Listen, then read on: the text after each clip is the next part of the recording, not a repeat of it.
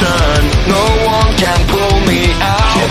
I've always felt different from the others. I'm running away now. Fears are fading, won't stop bleeding. 'Cause I'm sick of standing up instead of going down. I'm sick of never being able to cross the line. I'm sick of pretending everything is fine. You got it, you're just a freak like me.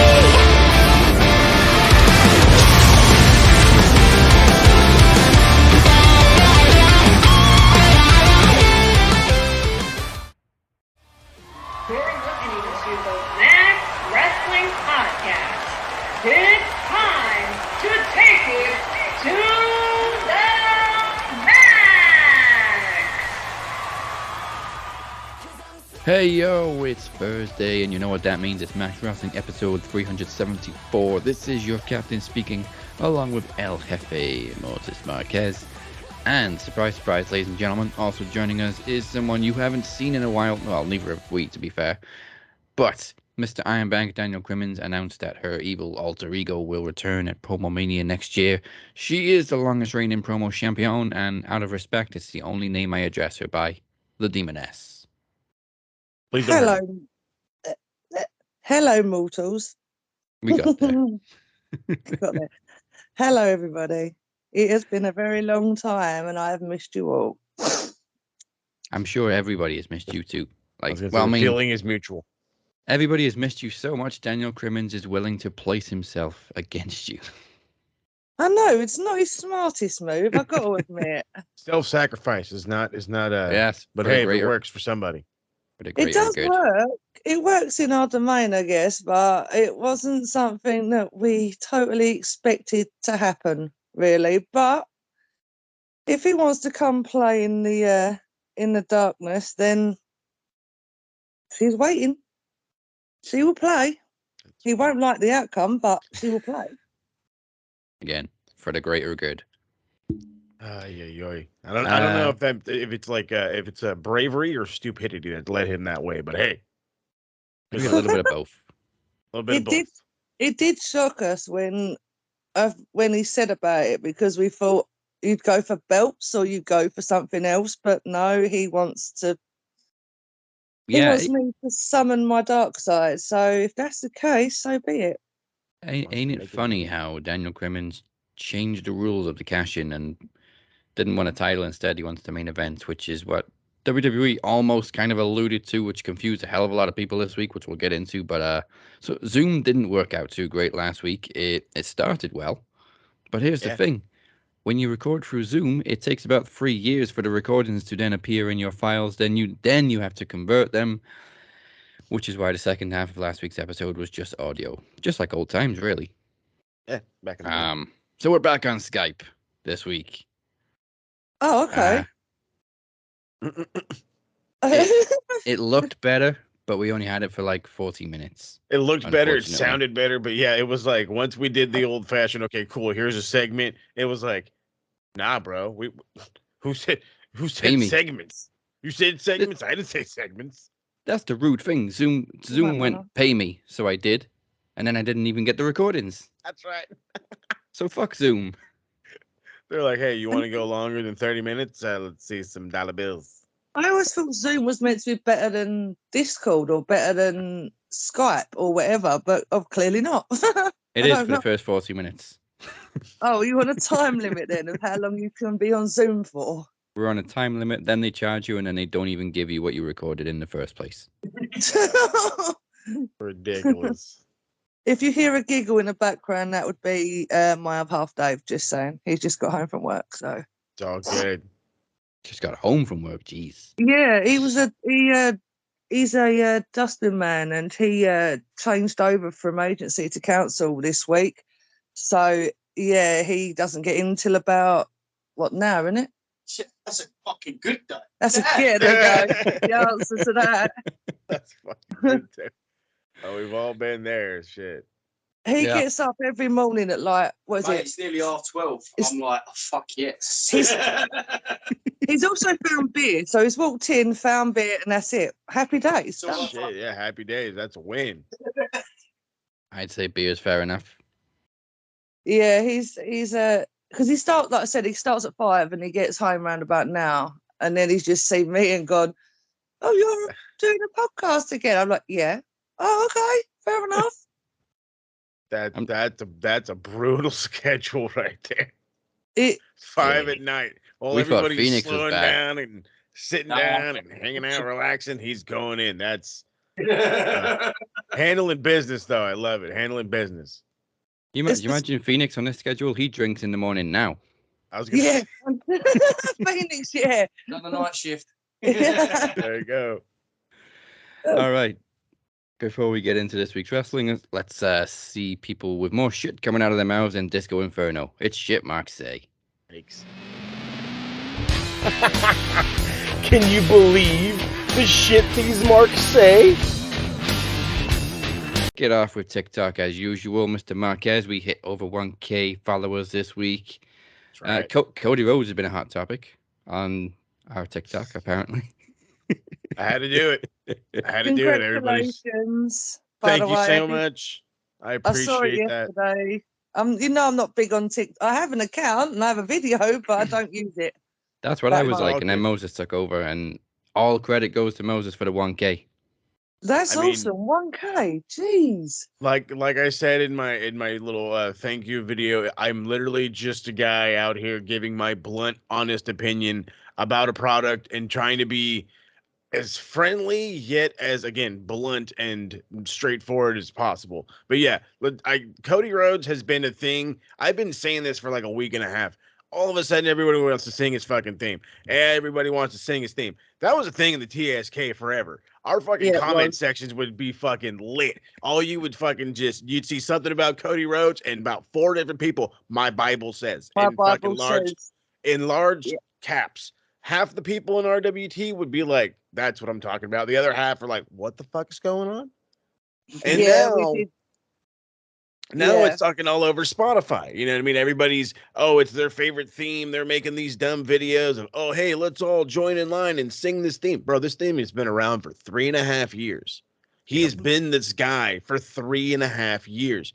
You didn't do this. You didn't change the channel because of whatever your fucking gripe is. So now all of a sudden that he's back home where you want him to be, or at least home in your eyes, now you want to sing his theme. Now you want to sing his praises. It fucking irks me. It Oh. irks me. I believe 2018 or 19, I downloaded his theme. And I listened to it like every day for a month. I was going to say, I was like, that thing's been around for a minute. Like I said, even Nicola was talking about it.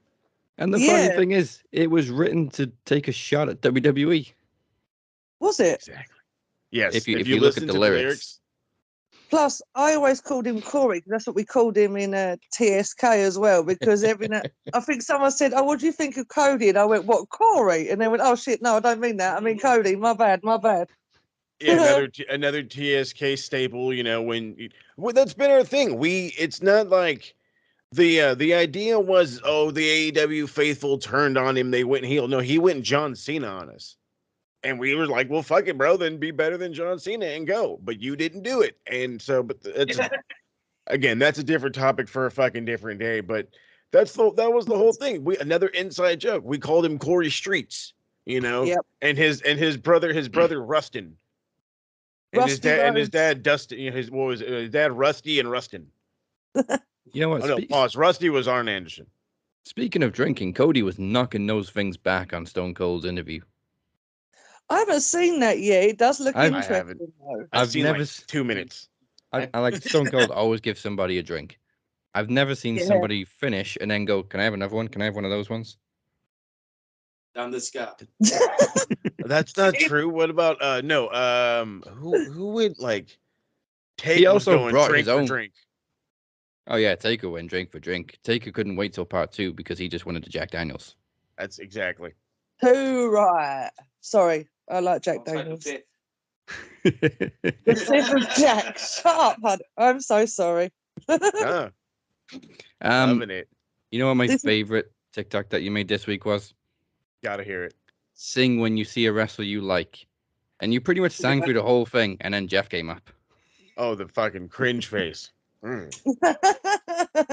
except you know what? Except Jeff and Darby had a really fun match. I enjoyed the was it the main? It Yeah. was the main It was fucking the main. Dynamite last night, and it it kills me because like I'm not gonna lie, I got immediately upset. I said it was a great match with the wrong guy winning. I didn't Oh. like that. I'm a Jeff Hardy fan. I'm a Derby fan, and I actually said while we was watching it, I'm sitting here in a Derby t-shirt, and he still lost. What the hell? But I'm a Jeff Hardy fan too, so it was really hard to call that one. Yeah, see, you got me. I love Jeff, but I hate the finish. He That no-sold was the bad. coffin drop. Yeah, that's the other thing. That's one of the great things about GSK. Harold constantly pointing out who's out there no selling, and yeah, there's times where there's it's both parties, but yeah, no, Jeff did no sell the fucking coffin drop. To me, I see no point in it. What is the point of Jeff Hardy winning this and moving on in the Owen Hart tournament? He's going to go against Adam Cole. So now Adam Cole's going to get an easy win against Jeff Hardy, or are you really going to push Jeff Hardy as a singles competitor? Because if you are, then dude, like somebody needs to do like the thing where fucking Tony Khan slips into the bushes like Homer Simpson and comes out looking exactly like Vince McMahon. Because like that's what you're doing right now, bro. That's what you're doing. Onto the other social media side of shit, Mark. Say we kick it off with buckets with a V. I don't know. It's an internet thing. Sure. Jade Cargill posted some family photos, which is nice. This guy simply replies, "WWE better." Once again, what the fuck does one have to do with the other? This and then they say like, well, nobody was talking about AEW, bro. You literally just jumped in there and just fucking we're better. What? No, What, WWE is better than this family? What are you trying to say? right? Like, are you insulting her family?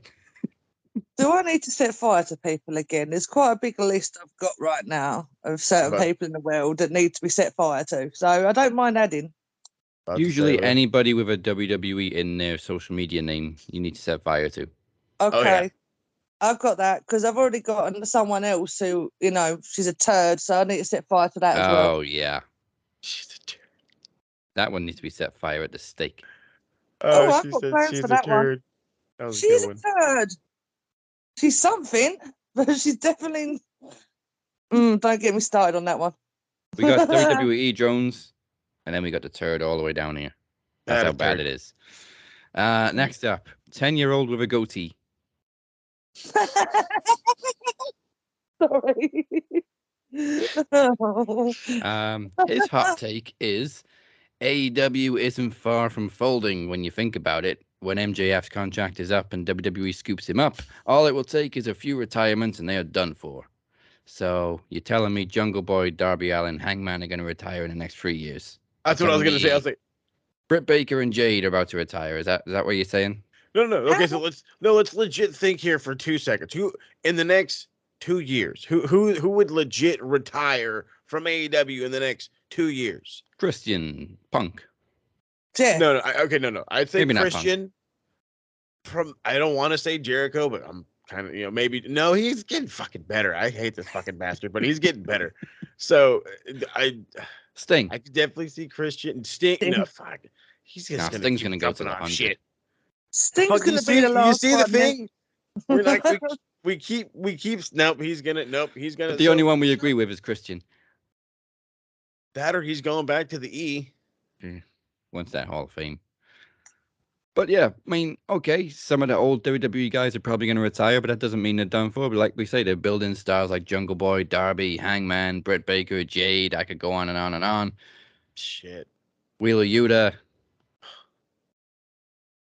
Half of the JAS. Well, actually, most of them. And then again, people act like Kenny's old.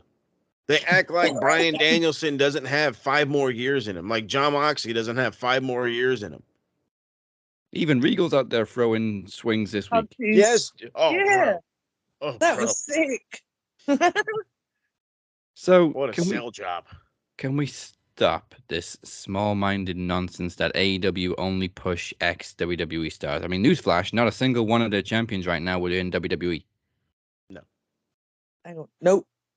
So I don't want. go through puberty a little more, then we'll talk about wrestling. And And thank you. this is why they're marks, and that's the shit they say. So let's go to the desk and start discussing this past week in wrestling. Of course, our weeks begin on Friday. I don't know if this broke on Friday. I think it was actually after Backlash just broke. Is Roman going Hollywood? Well, there's two reports on either side of the coin. One says WWE have locked him in for their plans for the immediate future. They're never going to take that fucking title away from him. Another one says he will no longer be working house shows. Which probably I don't makes know. more sense to lighten his schedule if he's going to be doing a couple of movie roles without actually leaving, like The Rock did. I mean, that's the thing. Isn't he in Fast 10 or is it 11, whatever Fast and Furious film it is? I read somewhere. I don't know how true that shit is, but yeah. Oh, we're going to get Green Goblin and everything in Fast 10. Roman was in Hobbs and Shaw. Yeah, I don't know if that's going to be a connection. Probably It not has because to The be. Rock was in it. I don't know. We'll fucking see. The Rock's in freaking everything. Oh, Yeah. that's what he's doing then, really, isn't it, I guess? Well, hey, that's why he's fucking rich as shit. Anything in a jungle, Dwayne Johnson. Dwayne Johnson. Yeah, true. So we're going to be shooting this in Cambodia. Get me, Dwayne. Give me Dwayne right now. I mean, I can see Roman doing a few bit parts. I don't really see him becoming a leading Hollywood star in the near future. You know what wouldn't surprise me if the E has a movie for him? Yeah, whatever happened to WWE Studios? They never seem to make any movies anymore. What happened to 12 Rounds Part 7? I was gonna say the Marine 9. Was actually 12 Rounds 3 with Ambrose. Was that the last one they did? I believe so. And that was good. I heard it was. I never got a chance to watch it. I got to check it out now. I'm not gonna lie. I did watch. How many? I'm not gonna. I don't want any judgment. The first 3 Marine movies. I've only seen the first one. I've seen like With the first Cena. 3. Like, cause yeah, Cena was the first one. The And was second it one, Orton? yeah, Orton, And then The Miz. and then yeah, was it the Miz or was it DiBiase? Debussy, I think he did 12 Rounds too. Okay, that's what he did. So, yeah, well, the Miz. Because I don't know, I like the Miz in the Marine, but then I don't know, I like the Miz in everything outside of wrestling. Anything actual acting, I'm like, yeah, give him a fucking thumbs up. All right, so WWE Studios did Rumble, which never got released with Becky Lynch and Roman, but that was also Paramount. So the last one they kind of did on their own was, holy shit, we're going back. Wait a minute, isn't that Rumble like meant to be like an animated thing? Yeah, That's what I thought. I think it's about a moose or something that wrestles. That moves. Oh, shit. A moose that wrestles. Now I've heard Is it a moose? all. Is it really a moose? It's some kind of animal. I haven't really paid it. Some kind of We had the animal. poster up for like a year and it never got Really released. fucking cool. 12 Rounds 3 was also with Lionsgate. So the last one they kind of did on their own was Barricade in What the fuck is 2012. that thing? Never heard of it. Looks like a goddamn dinosaur. Hello. Oh. I thought I'd there actually we go. show a face. Hey, Even though I'm right. really tiny. Hello.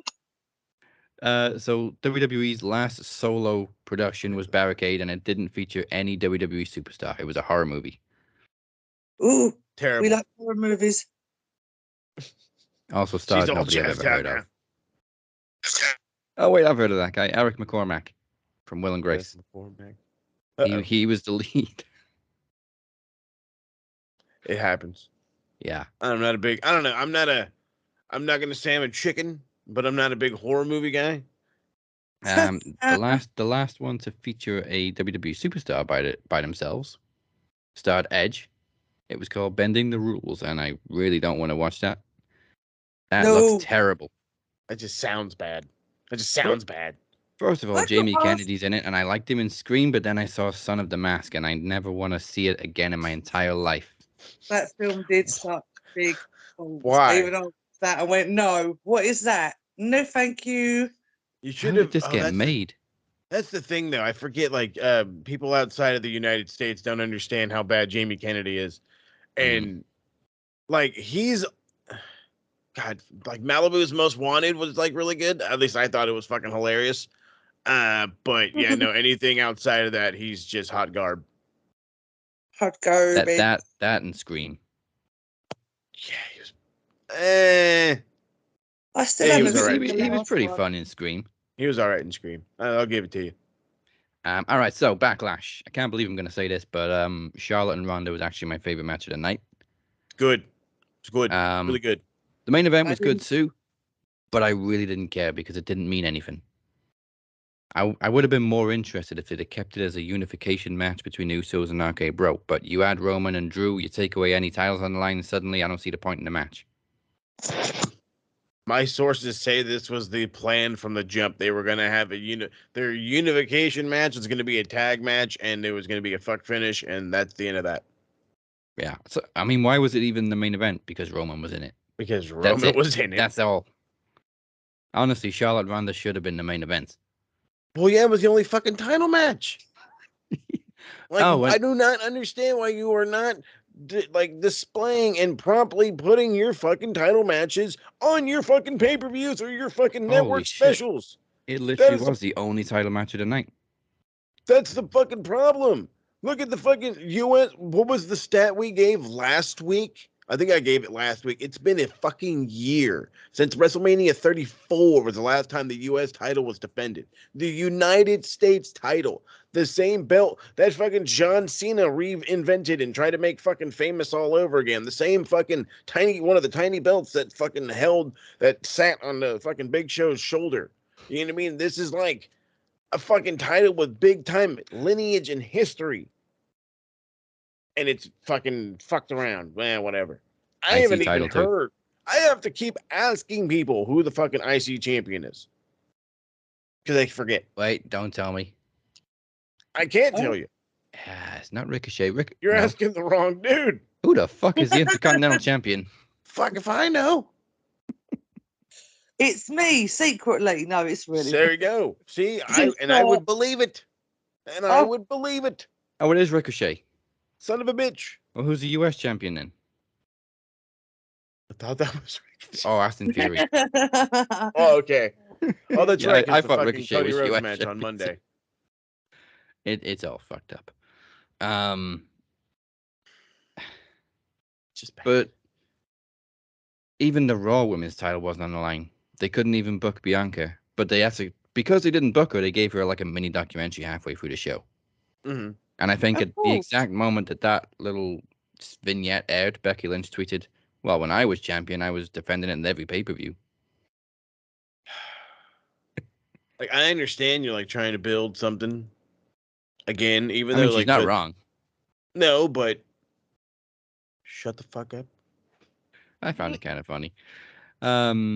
But Charlotte and Ronda was great. Although the yelling no into a microphone that's shoved into your face is always awkward in an I Quit match, and I hate it. That whole thing was awkward. Like, that was a very uncomfortable finish. With an I Quit match, you have to think of as many creative ways to say no as you can for 20 minutes. Fuck Do you Without yeah. quit? actually No. saying no. Do you quit? Hell no. Do you quit? Fuck you. No, bitch. That was my favorite one. No, bitch. But Charlotte also got the shit beaten out of her with those kendo sticks. Bro, Good. those things are not fucking soft. No, They're and then you not put soft. two in the hands of Ronda Rousey. Oh, you're going to get really hurt if there's two in Ronda Rousey's hands. Yeah. Oh, Right after this match, I'm gonna go lay in ice. She was like, she thought she was a fucking Jedi out there, boy. I tell you what. Yeah, didn't she like hold two together too? So it was Yes. like double kendo stick. She's just whipping ass. Then she turned into fucking Grievous. Grievous Yes, like perfect. Grievous. I love it. Now, Charlotte has a broken radial, which is the front bone in the forearm that connects to the elbow. In actuality, it's been reported that she's off TV to marry Andrade. Yeah. Good for you. Give somebody else a shot for There once. you go. Yeah, Ronda. Yeah, Well, who's on SmackDown now for Ronda to feud with? Alexa Bliss? Or am I totally off key there? She just returned to I Raw, was which gonna was say, actually going to be my where- next topic. Oh, okay. I Um, don't know much about I her. don't I know stopped these- following what was going on with her for ages. Let's Google women on SmackDown. Jesus, there's gonna be 4. Well, What there'll about be 2 Lacey of them. Evans? Yeah, Lacey just got moved to SmackDown, did she not? Bro, I don't fucking know. That's the Ooh. problem. Like this fucking, you know what I mean? I got a post from December 2021. SmackDown has only 9 active female superstars, Back in December. and one of them is now. 2 of them actually have now been released. So there's one person then, yeah. That explains why there's some fucking ladies from NXT that are going up to Oh. SmackDown every now and again. Well, there's Sasha. She's on Eh. SmackDown. That's one. Bailey could finally return. Where the fuck has she been? Is she hurt? She broke Yeah. something. I actually think that was her arm. I don't fucking know. She's been out for just about a year now, I think. Jesus. Or at least her last. Oh, ACL. That explains it. That's it. She broke my heart. What happened? Need you back. So either Bailey or Sasha, I guess, is Ronda's next feud. It's terrible. Isn't wait no Natty. Oh, she's floating around in NXT. Yeah, the fucking goddamn. I don't get it. Fuck it, let's call up Nikita Lyons. Hey, hey, all right. And then Well, all of a no, I don't sudden, wanna get her NXT ratings squashed. go all the way down. I don't want to go see her. Yeah, you're gonna fucking squash the shit out of her. But So whatever. Alexa Bliss, as we just said, returned on Raw. Without her dark gimmick. It was like the old Alexa Bliss. Yay. The only thing was she was still carrying Lily. But it Oh, was. she needs to give me my doll back. Where's the god? I thought this one got ripped apart. Oh wait, It yeah, did. the counselor gave her a new one because that was smart. That's not a possessed doll, trust me. I've got a few. That is no way possessed. That's a cute doll. Yeah, all right, that one's cute compared to what I've got, yeah. Still mad at her. Not quite as cute as this one over my shoulder. No, yeah, Baby Yoda, you win on that one. And You do. Moses is. Oh, That yeah, guy, yeah. too. Hang on, I said the wrong thing, didn't I? It's not Baby Yoda, is it? Because Amir will kill me for calling him that. Amir Grogu. like his name is Grogu. I know. And Dave's not in the room, so I can't get in trouble for that because he's gone out. So I would have been in There big you trouble for that too. Now, just after Adam Pearce announced that Sonya Deville is no longer an official, she took the L to Alexa very quickly. It's curious if Alexa being back to her old look, her old music and everything is leading to her breaking back into her dark persona further down the line, or if they're just retconning the whole thing and she's just literally back to being the goddess. But if that's the case, why she still got the doll? Yeah, WWE giving us questions. I think Maybe- she's eventually gonna pull the little fucking weirdo out of the hat when she gets mad or something. I thought she was going to turn into the doll physically. That's what it always looked That like. would Or be not, cool. you know, that's what I always felt watching it. And I kind of was hoping she would, but then she ate the doll or did whatever the hell she did when it was ripped to pieces. What if this leads to kind of like a fucking Ezekiel Elias situation where we've got Alexa and the dark side of Alexa was actually Lily? Yeah. That's some WWE shit right there. No, I'm like Kevin Owens right now. Why are you lying? Why are you lying? Or You Ken know you're not Owens. this guy. Oh yeah, I'm Ken Owens, you son of a bitch. Fucking, I died. I died when he came out in that fucking wig. Oh my god. Ken Owens I was like, Colonel first Sanders. off, when did he get gray in his beard to match this fucking wig? That's what I want to fucking know. Hmm. Oh, I was dying. They've been going grey because he's been losing his mind over Ezekiel. Yes. Yes, he has. I want to see a tag match between Ezekiel and Elias and Abyss and Joseph Park. Yeah. Yeah. That could be fun. They brawl to the back, and out comes the other guys. All right. On to AEW. Rampage drew 282,000 last week. I mean, time slot is constantly changing because of the damn NHL playoffs. It was 6 p.m. Eastern last week, which, yeah, it's earlier, but it's too early. That's dinner time on a Fucking- Friday night. It would be 1 p.m. if we watched it over here. It Yep. was on at fucking 2:30 in the goddamn afternoon. 2:30 in the goddamn afternoon. I'm at work. I am at work. I couldn't even watch it on my phone if I wanted to because I'm in the middle of hustling and bustling because it's the last 30 minutes before I go home. And then for everybody else out there in the fucking world, for those motherfuckers even in New York, some of the bitches is sitting in traffic. Can't watch your goddamn show. Like, come on, TK. So Come what would on. we be? Hang on, what would we be doing? Because I don't think I even watched it, did I? I think I was meant to, No. and then I went to bed, and yeah, that was the end of it. If we had watched Rampage live last week, it would have been 1 o'clock in the afternoon. I was at work too. I was at work too. Saying that. Jeez Louise. TK, get a goddamn streaming service, please. Come on, bro. I need to get a TV at the school I work in and just put it up somewhere so I can watch it while I'm cleaning the freaking school. That'd make life easier. There you go. So obviously the E-drones are jumping on it like it's the end of Rampage. Like they never take the time slot change into consideration. And if you point it out to them, then it's just excuses. Have you ever pointed out to them the numbers that NXT gets on Sci-Fi? And yet they want to talk shit about this?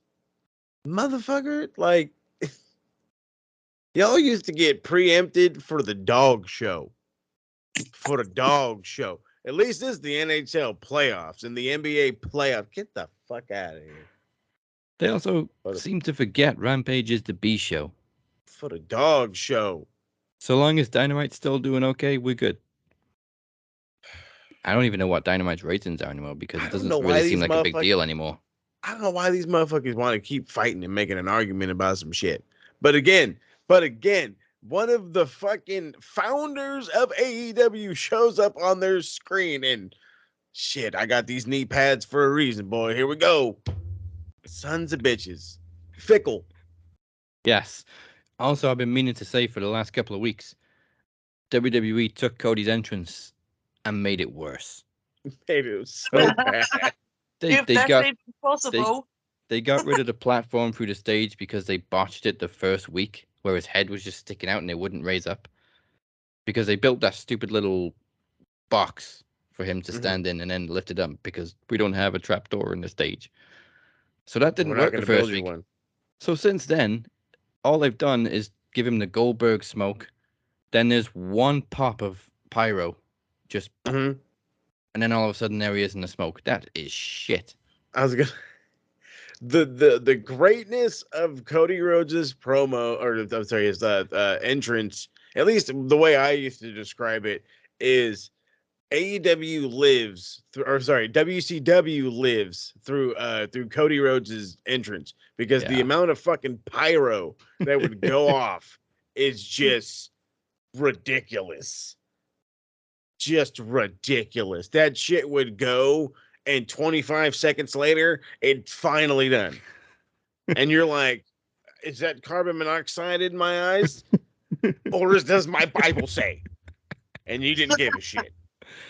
Yeah, his entrance in AEW was grand and spectacular every single week.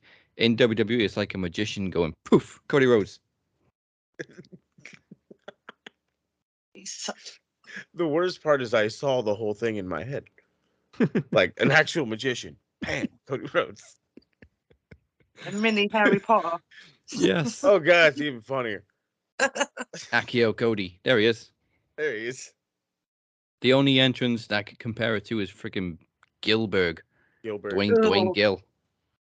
With the little sparklers. Yeah, except like this, it's like if they wanted to take Gilbert and make it serious. All right, cool. This is what we're gonna do.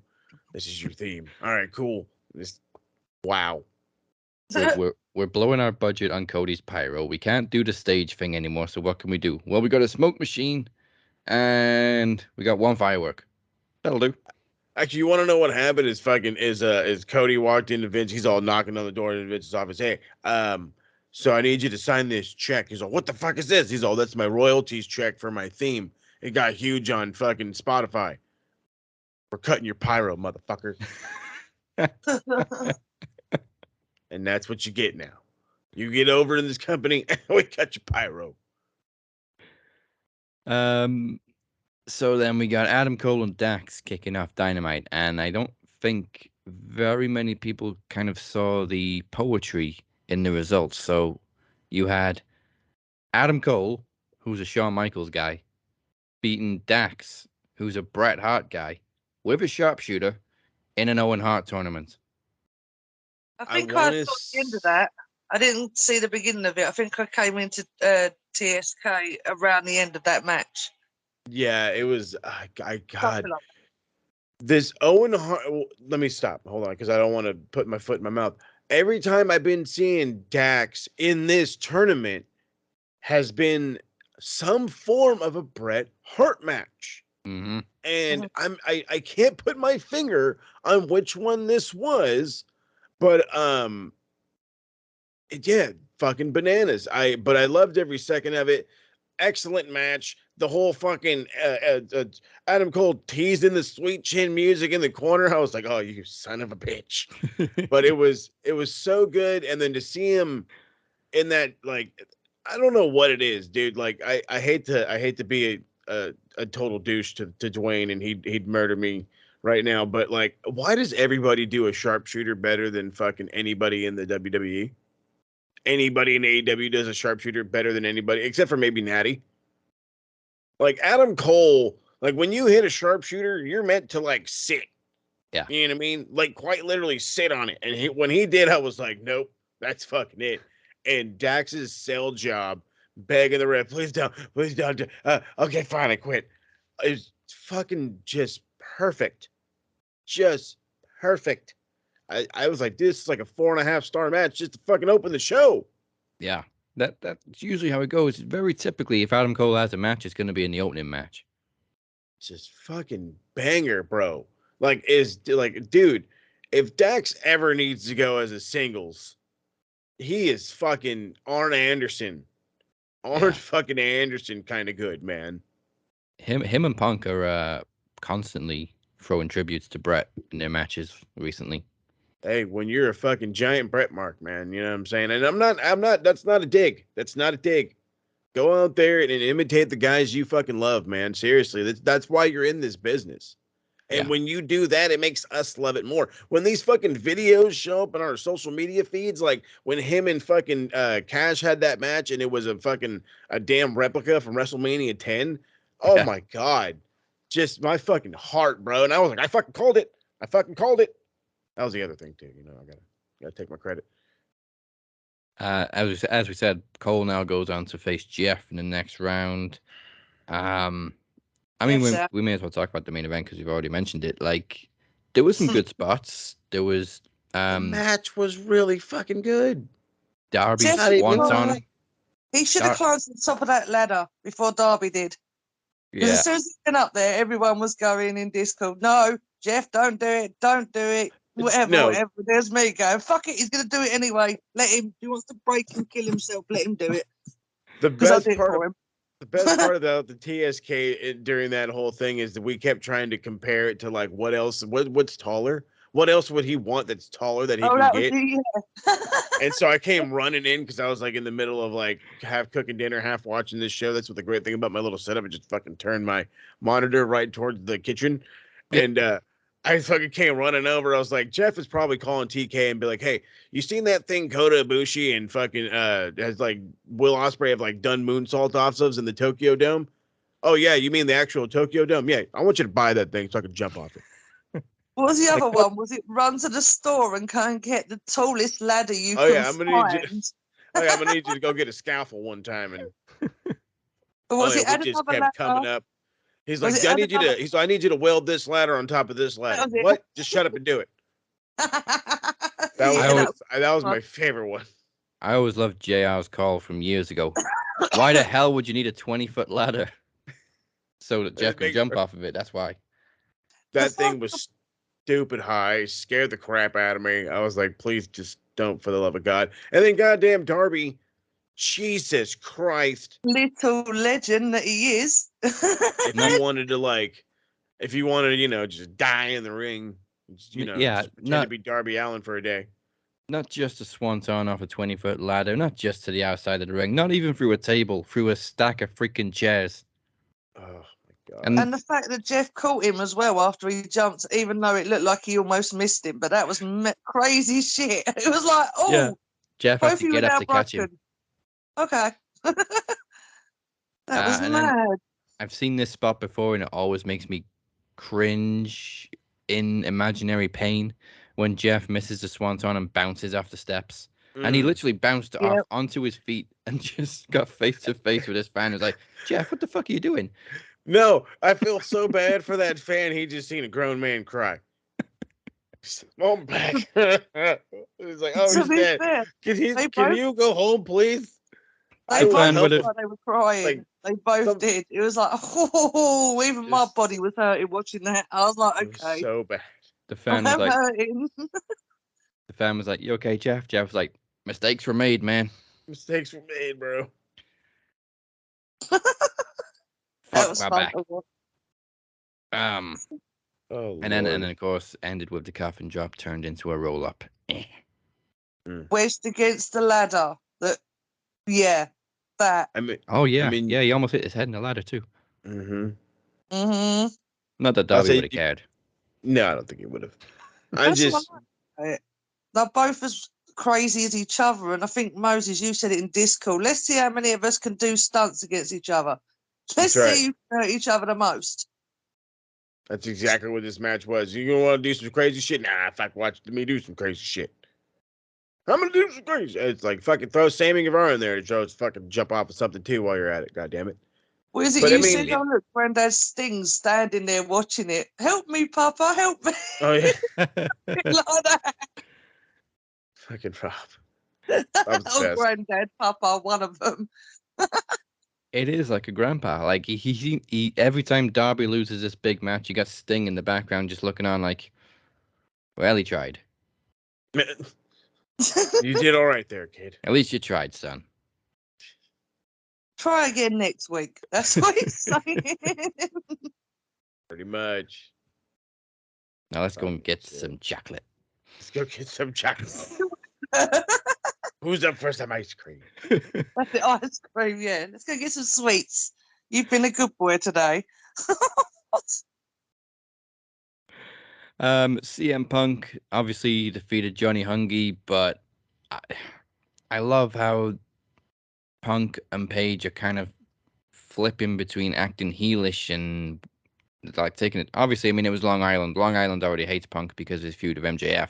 So Punk obviously comes out in an Islanders jersey just to get more heat and deliberately asks for his music to be cut so that he can walk down the ring to the booze. Yep. Love It's Punk. made it even worse because he's such a good fucking heel when he wants to be. And he wasn't even a heel. He was just No, acting like a dick he's just being a dick because just because it was New York. I'm in fucking Long Island and fuck the Islanders. But I mean, he was also taunting Adam Page, who was on commentary, and then of course they got face to face at the end of the match, and there's some. It seems like there's genuine hate built, not between them personally, between the two characters. It's like they're gonna tear into each other at Double or Nothing. Oh fuck yeah, dude! It's gonna be really good. I reckon Punk would take the belt off him as well. I can't believe I'm saying that of all people, but yeah. Yeah, I keep leaning towards Punk, but then I keep thinking, oh, maybe Hangman will win. I'm so undecided on this match, and we got 2 weeks until predictions, and I still don't know which way I'm gonna go with it. Yeah, it's not fucking easy. But that's the good thing. It's a good thing that we That's- can't predict the world title match. Unpredictability is a great thing. Yes, That's what we like. Things that are Yes. unpredictable. and new. Don't forget new. And no, yeah. Good point. One of the biggest pops of the night. So after Tony Nese squashes Danhausen, Hook makes the save. That And was. we have got Hookhausen. Oh my They shouldn't have god. squished him like that. I know Hook was supposed to come out, It's but they could have let him last more than It's 30 fine. seconds. Seriously. It's fine. It is. It was me going, he's going to curse you in a minute. If he don't, I will. And they were all like, okay, chill out, Nick. It's fucking great. I mean, it's fine. Harold put it out again. The TSK is where it's at. The Harold pointed it out perfectly. This guy can lose like 20 matches in a row. You hear me? 20 matches in a fucking row. But as long as he goes out there and curses a nerd every now and again, he'll be as over as possible. But see, that's how he's going to end up winning a match. That's going to be the fucking hilarious part. He's going to go up against some fucking giant jabron, and it's supposed to be some guy that they're going to push, maybe like a fucking, I don't know, but Anthony Ogogo comes back. Or what's the fucking giant fucking dude's name? Wardlow. In the the one factory. running No, around in with- the factory. Oh, Oh. him. The furry bastard. Oh, it's on the tip of my tongue. Anyway, the fucking Yeah. he'll deal with that fucking dude, and all of a sudden he like thinks it's a squash, and he'll fucking curse him. Bam, the guy just like collapses, It's starts convulsing or something. I don't know. Samamoto or something like that. Nick Nick Kamara. Kamamoto, Yes. Big There you Nick with go. the afro. fucking goddamn the fucking Freak Beast or whatever, Mr. Freak Beast on Twitter. I think it's I his just weird call him name. Giant Haku. Giant. Hey, it works. But yeah, Danhausen can afford to lose. Everybody knows he's goofy. He's a comedy wrestler. Very good and very evil. Yeah, exactly. His appeal Very is evil, in yes. his gimmick and his segments and trying to curse people. I mean, not that he's not a good wrestler, but True, he is a good wrestler. yeah, he's not over because he's a good wrestler. He's over because he's Danhausen and he's crazy. And he He likes likes to toys. make the big bucks. And he likes toys. Ah, yes, I watch his YouTube channel, so. Yeah, you know what he hasn't brought over stuff. from Ring of Honor yet, What's that? which he probably could have used it against Nice last night, is pouring teeth into people's mouths, Oh, Ooh. which is what he used to do in Ring of Honor and then kick him in the face. that Oh, I sounds like ridiculous. That sounds awesome. He talked about it in an interview with, that he did with Ring of Honor, which is pretty much just getting to know Danhausen, which is the first video I watched when he signed with AEW because I heard of him, but I didn't know much about him. And this told me everything I needed to know. That's got to about be him. the less funny Danhausen. Oh, no, it was funny. Oh, okay, cool. And he pretty much made the point of the referee cannot disqualify you for putting teeth in somebody's mouth. I love just it. like because he So it's looks disgusting and it's legal. Danhausen. He's the man. Now official, we have Hookhausen as a tag team. Like it. It's glorious like fucking it. stuff. What a reception.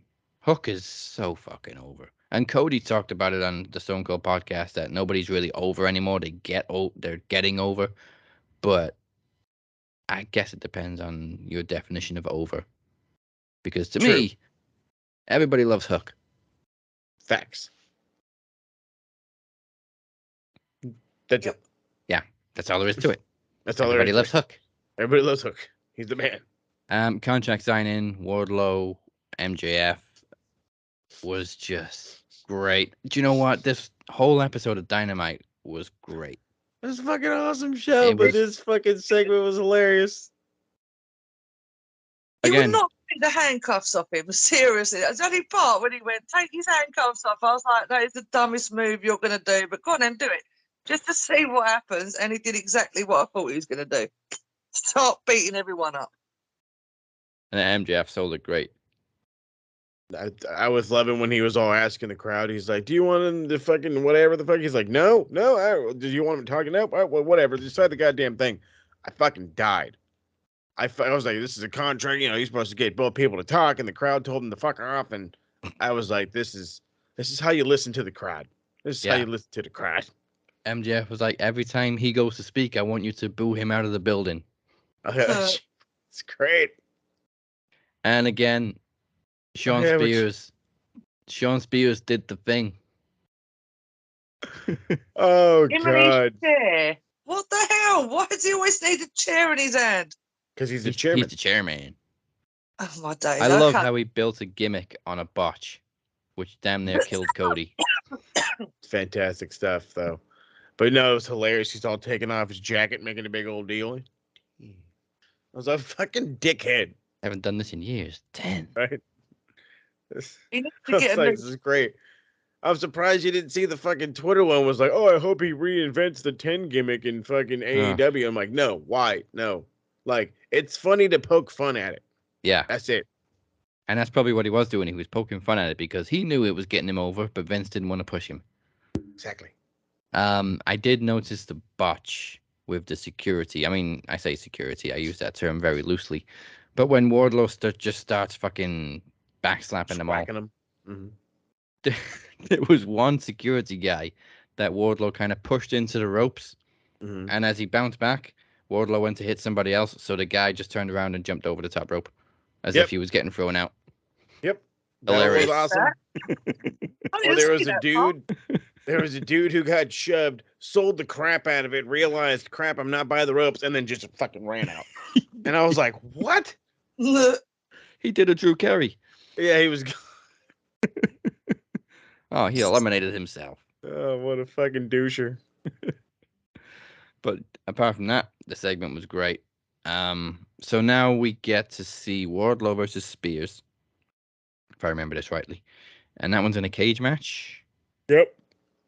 And MJF is the ref. with MJF as the referee. And then a double or nothing, we got Wardlow and MJF. If Wardlow wins, he's That's free of MJF's contract. Hilarious. If MJF wins, Wardlow never gets to wrestle for AEW again. Mm-hmm. So Wardlow's winning. Yep. Well, he better. It's about time he won and beat his ass. Well, WWE don't need Wardlow. They got the Wish version on Raw this week. Huh? Huh? Did What? nobody see the Wish version of Wardlow? No. I'm so confused. Yeah, man. Let me see if I can find a pic of him. This is going to be terrible and hilarious at the same time. Always is. No, wait. I sent the message. Chad sent me the picture. And my response was, Mom, can we have Wardlow? No, we have Wardlow at home. And this is Wardlow at home. No, we have Wardlow at home. Let me see if I can find it. There he is. He was Veer Mahan's mystery opponent. There we go. Right. Wish Wardlow. We have Wardlow at home. Oh my days. Okay. Great. Fantastic. And obviously he got squashed by Veer, but I bet if he had a full match, he would have done a couple of power bombs.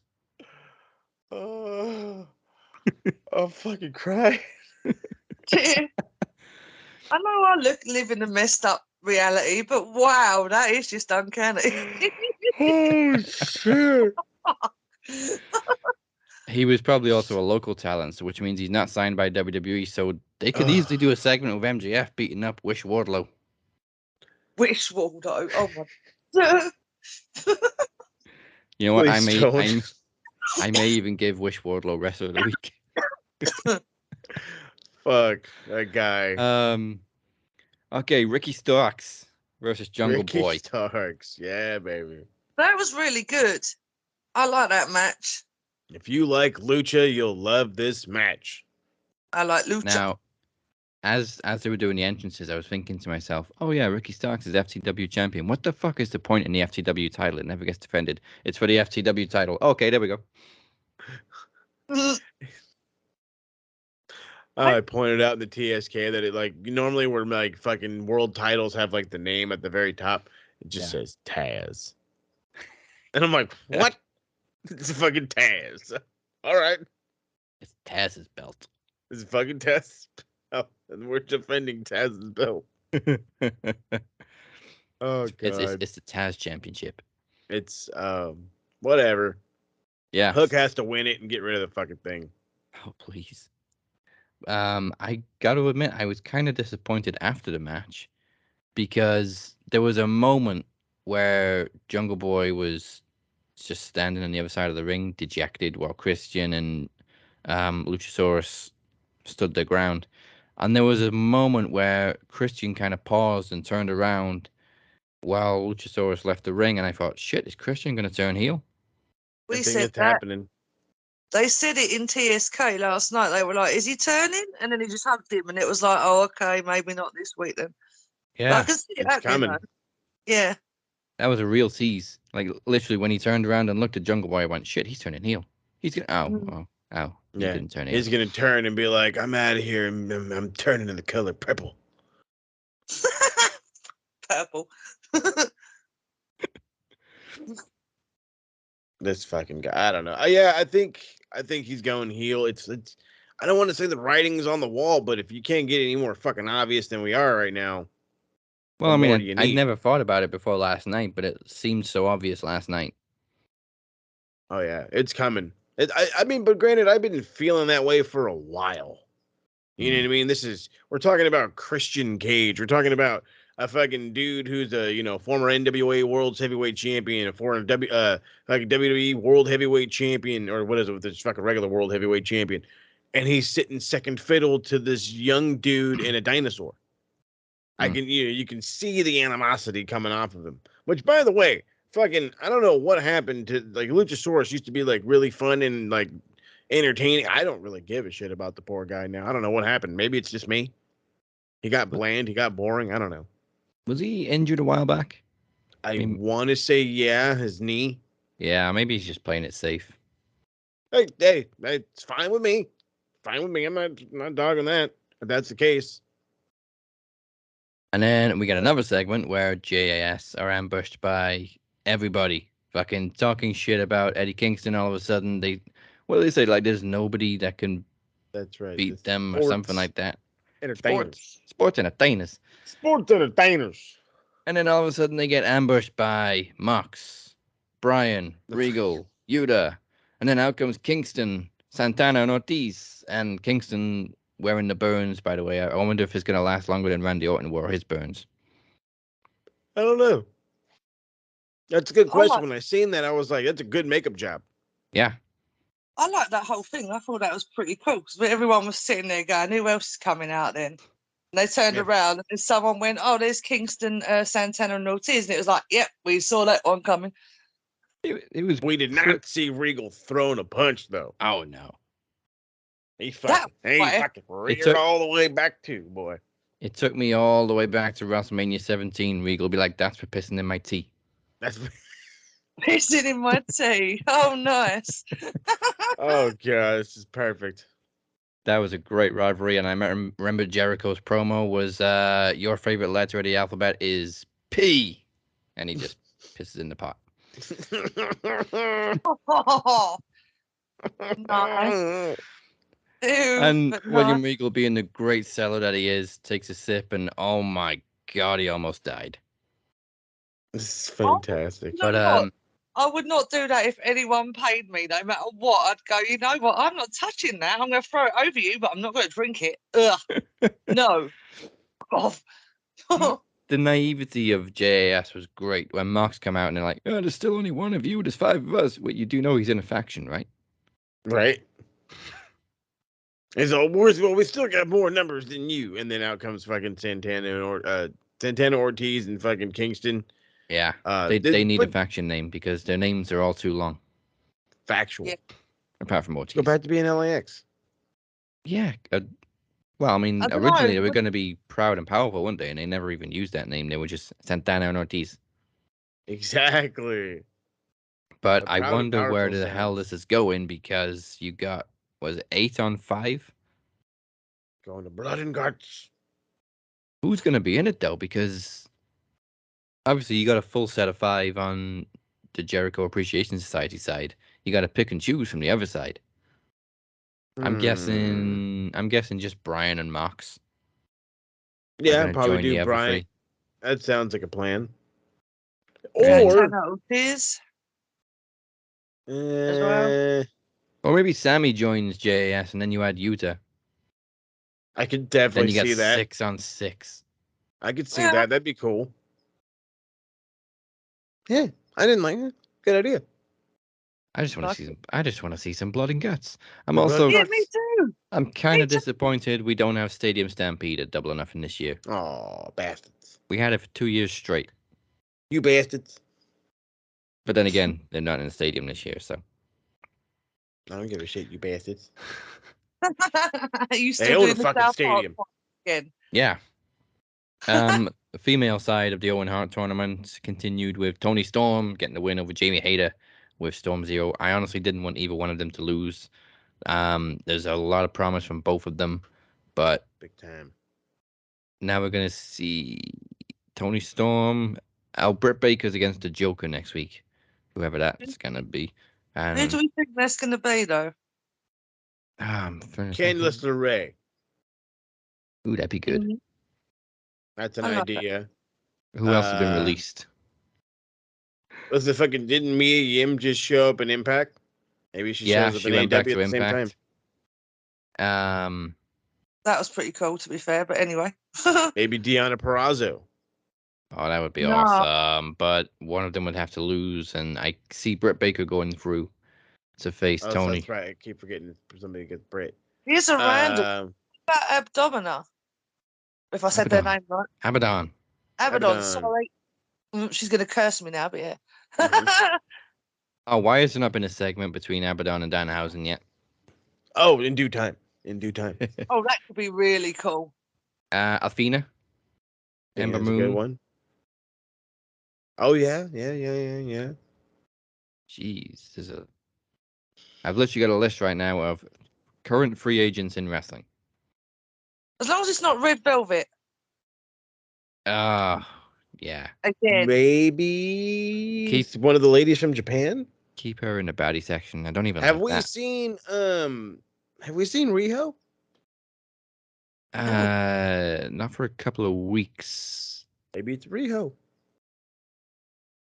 Where's? Oh wait. Or maybe it's fucking one. It's got to be one of them ladies they were using from Japan. I mean, maybe it is somebody new. That'd be really cool. I wouldn't mind seeing that.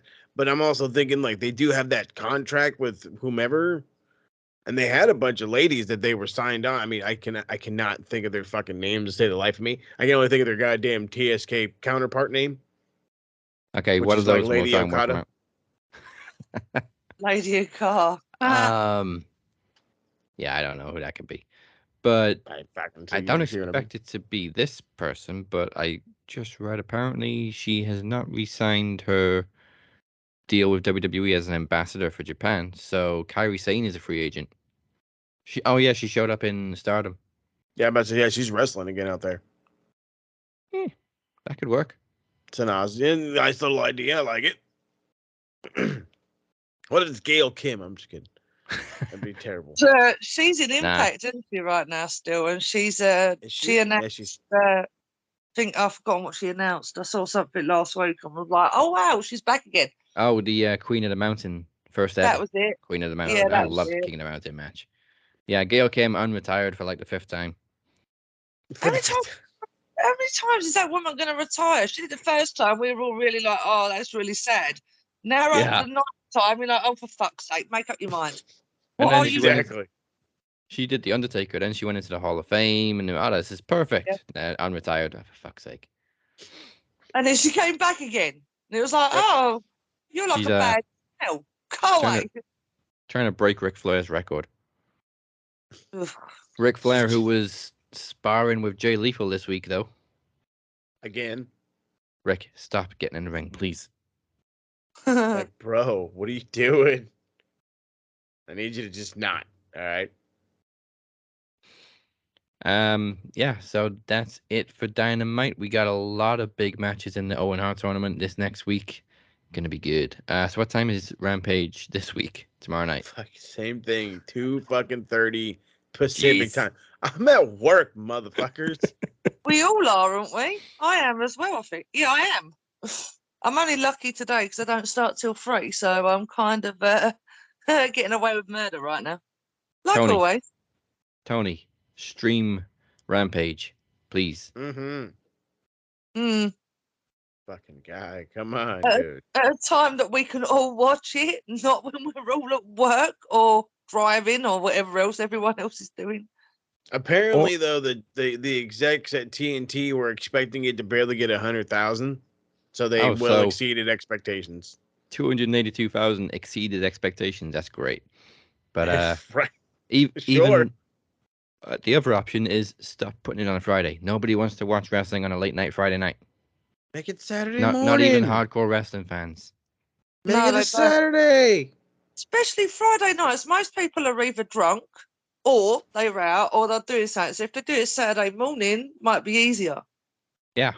I like the idea of a Saturday morning rampage. Like, God, the nostalgia feel as a kid when you woke up and watched wrestling. Yeah. Yeah. Before we got SmackDown Live, it used to be Saturday morning, Sky One. Oh yeah, Sky Yep. One was free then too.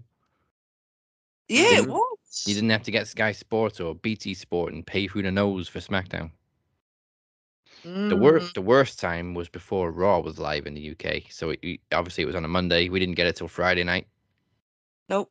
That sucked. Actually, we had it really bad considering, didn't we, really? When it comes to wrestling, it was always a Friday night or it was a Saturday or it was Yeah. just messed up. Until around 99. Yeah. Damn.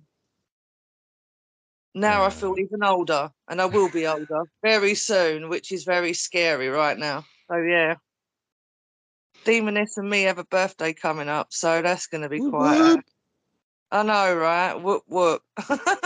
Today is my son's 5th birthday. Oh, happy birthday to little Happy man! birthday. Yeah, he gets his party on Saturday. It is gonna be a lot of And work. mine is 7 weeks old today. Hell Is yeah. she? Oh, She's 7 weeks old and she's now 10 pounds. wow, that's grown baby. awesome. My kids I can't say nothing about, barring my oldest one, or as you all know her as a shapeshifter. She's doing her GCSEs right now, and she's leaving school in about a month's time. So Hated she'll be GCSEs. she's 16 as well. So it's going to be quite like literally 4 days after mine. So I hit 37 and she hit 16. Oh. Fuck, I'm near enough 40. No, mental breakdown. Oh. Cause I'm sick of getting up instead of going down. I'm sick of never being able to cross the line. I'm sick of pretending everything is fine. You got it, you're just a freak like me. Hey, this is the charismatic enigma, Jeff Hardy. Hey, this is Tommy Dreamer. It's the Ultimate Vanessa, your girl's favorite wrestler. Hey yo, what up? It's Darby Allin. This is the voice of Killer Cross. It's the interview queen, Alicia Atute here. You are watching Max Wrestling Podcast. You are currently listening to the Max Wrestling Podcast. We're gonna take it to the max! We're about to take it to the max. And we're about to take it to the max. It's time to take it to the max. Hey, welcome to the Madhouse. Ladies and gentlemen, welcome to the Madhouse.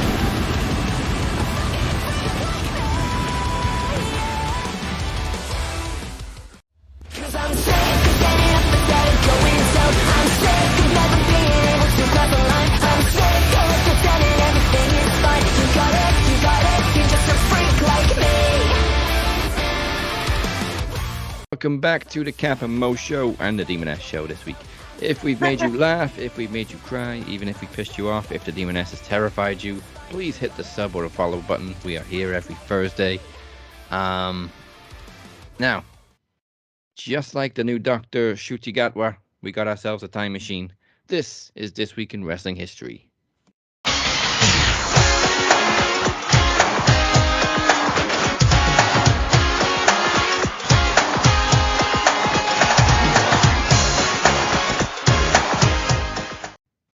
On May 7th, 1989, so a few months before I was born, Ric Flair won his 11th, brackets officially 7th, because title history gets fucked up with Ric Flair, NWA World Championship, defeating Ricky the Dragon Steamboat in a 30-minute thriller at Wrestle War Music City Showdown.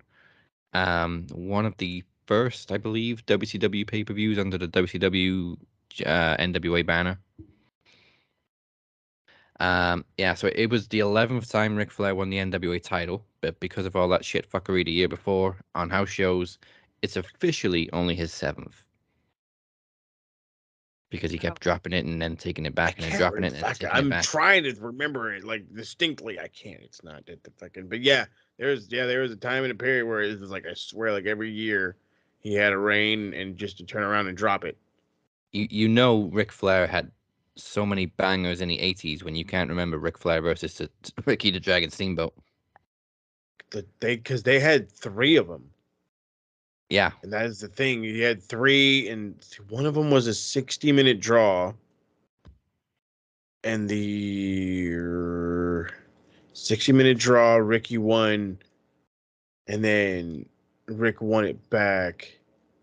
No, did Ricky ever win? No, he did win. Did he win?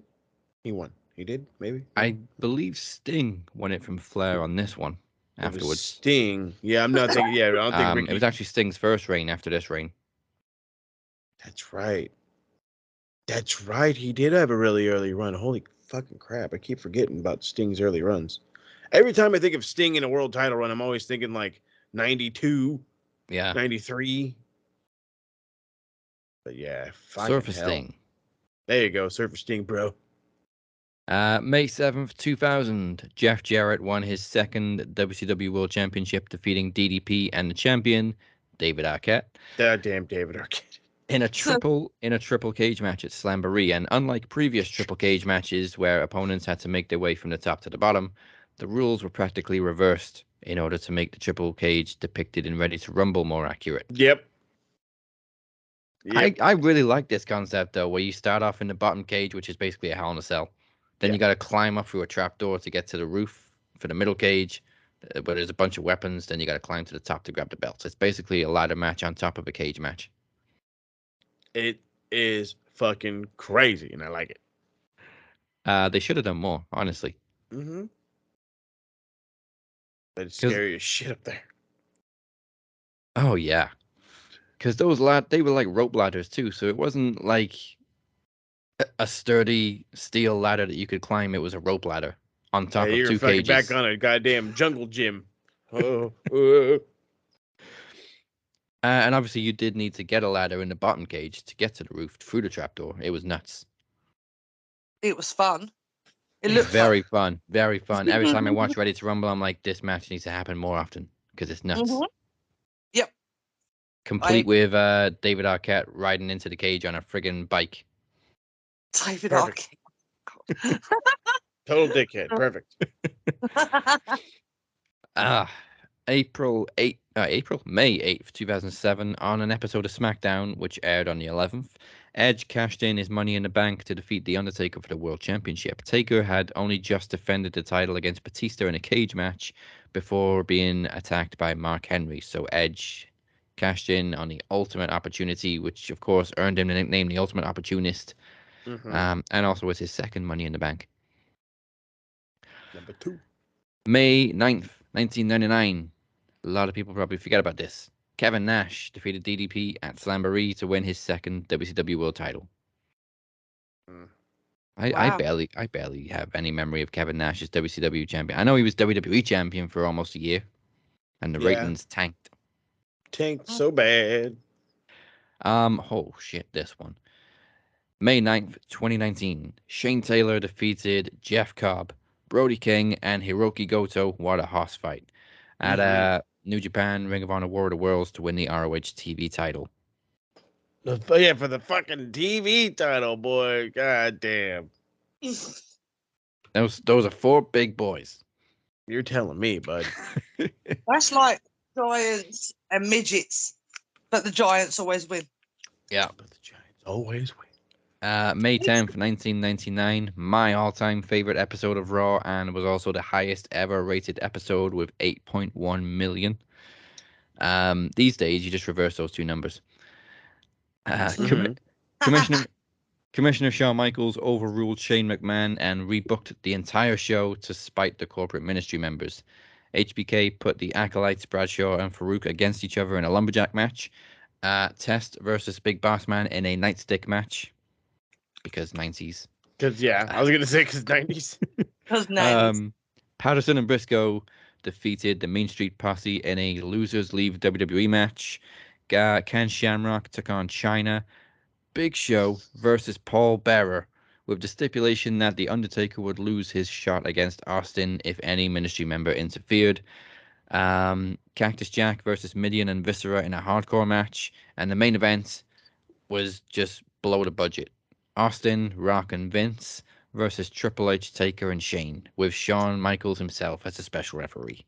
That is an awesome match. I've seen that. I didn't see it at the time, but I've seen it now. That is one amazing match to watch. I distinctly remember watching this Raw live, loving it, and watching it like 20 times more. Yeah, I can imagine that with you. And this was before the network. We had to tape things back then, kids. We did. We day, don't go back baby. to VCRs. Jesus, now I'm really old. Yeah, cheers. We've talked about this in recent weeks. Also, Shawn Michaels booked Sable to defend the women's championship against Deborah in an evening gown match. And although Sable stripped Deborah first, HBK declared Deborah the winner and the new champion because she was practically naked. That's right. Because Okay. 90s. What a way to win. Because 90s. Because 90s. 90s did a lot of things that we definitely do not do now. Yes. Go back to 90s. We don't do nice stick matches and we don't do evening gown matches anymore. Nope. Even though nerds on TikTok may want it. Oh, yeah. Last one I saw was the one in Impact where they did the whole get down to your underwear match. With the perfect... Oh, yeah. And yeah. Eric Young and ODB got married in their underwear in a cage. Yes, they did. And that was amusing to watch because then all she screamed at him was, "Where's my chicken and where's my beer, bitch?" May 10th. I miss that Eric Young. I miss that Eric Young. What's Eric Young doing now? Oh, he's still doing Violent by Design. Yeah, but he's still doing Crazy Mask and beating the shit out of anyone who's in his way, basically. Violent Eric Young. It's good. Violent. May 10th, 2020, at Money in the Bank, WWE made the most of the pandemic and shot both ladder matches at WWE headquarters with the ring on the roof. It was ridiculous, but it was kind of fun, I suppose. But it was interesting. The funniest bit for me was Dana Brooke picking up the toy briefcase in Stephanie's office, and Stephanie's like, "That's not you got to go to the roof." And Dana Brooke thought she'd won Money in the Bank, but Otis. This is the Money in the Bank contract room. Like, what? While Otis won the men's briefcase ultimately for nothing because he lost it to The Miz. Yeah, well, first off, it fell into his hands because his big ass couldn't climb the ladder, which is fucked up. Yeah. Oh, yeah. Also, Rey Mysterio got killed when he got thrown off the roof. And somehow he was still around. Oh, yeah. They explained that there was another roof underneath the high roof. What the? Okay. So he landed on the roof. 2020 was rough for Rey Mysterio. He got an eye gouged out and he got thrown off a roof. I don't give a shit about this guy. Yeah. Let's just see how many times we can fuck him up before he decides to go, "No, I'm done. Bye." Jeez. And also Asuka won the women's briefcase, only to be rewarded with the Raw Women's Championship the following night when Becky Lynch announced her pregnancy. Ooh. And finally, today in 2012, Kevin Steen, not Owens, defeated Davey Richards for the Ring of Honor World Championship at Border Wars. He went on to hold the title for almost a year at 328 days. And that was prime Kevin Owens, Kevin Steen. Kevin Steen was the man. Nice. Birthdays this week. There's a couple that are being mentioned purely because they have had a couple of matches. Like, they're not like wrestlers. But Will Ospreay turned 29 and Helico turned 35. Kevin Owens turned 38. Tanga fucking Loa turned 39. Io Shirai turned 32. Tommaso Ciampa, apparently he's just Ciampa now. Yep. You knew it was coming. He's 37. Stephen Amell turned 41. Jesus, I thought he was younger than that. Right, same. Truth Martini turned 47. This one gets a mention because he has had a WrestleMania match. Aki Bono turned 53. All right. Kevin, he had the sumo match with Big Show. Kevin Kelly turned 55. Mr. William Regal turned 54. Tito Santana turned 69. Lindsay Dorado turned 35. Bobby Roode turned 45. Billy Kidman turned 48. Kushida turned 39. And finally today, Doug Basham is 51. Doug Basham. So first of all, Danny and Doug are not twins, and I don't even think they're even brothers.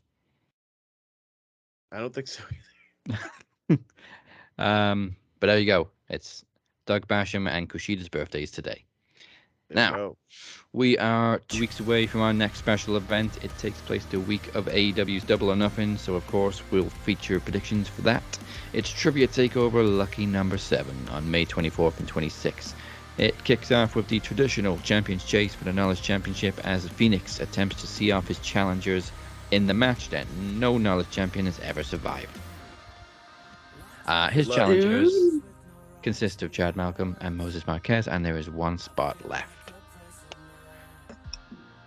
Don't look my way, my sweet mortals. You know how good I am with trivia and stuff.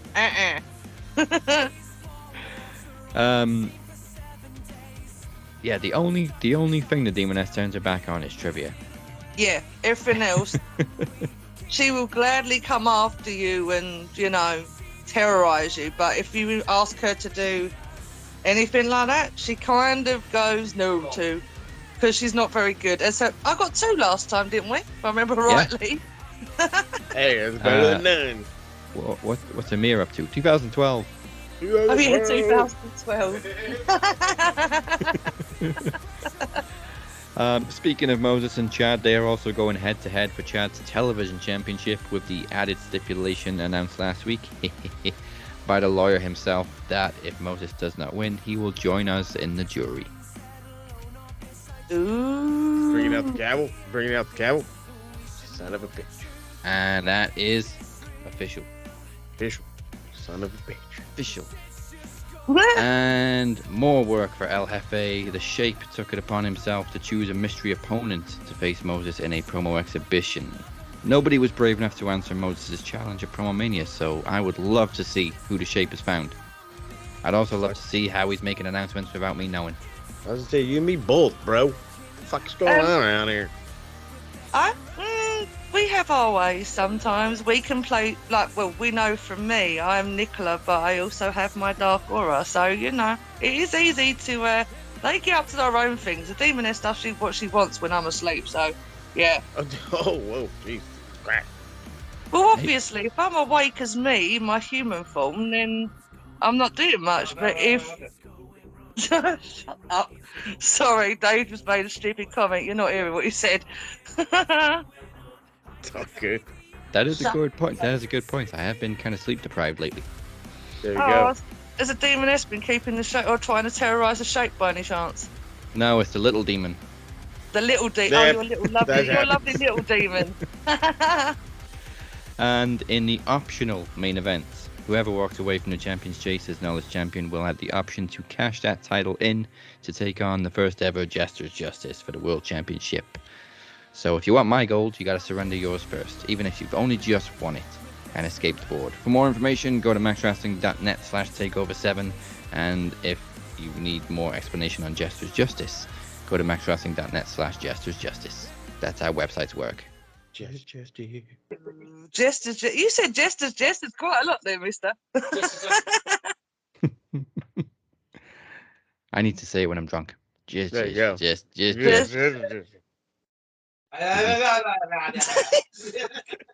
And I'll suddenly turn Irish too. The Justice with the Jester.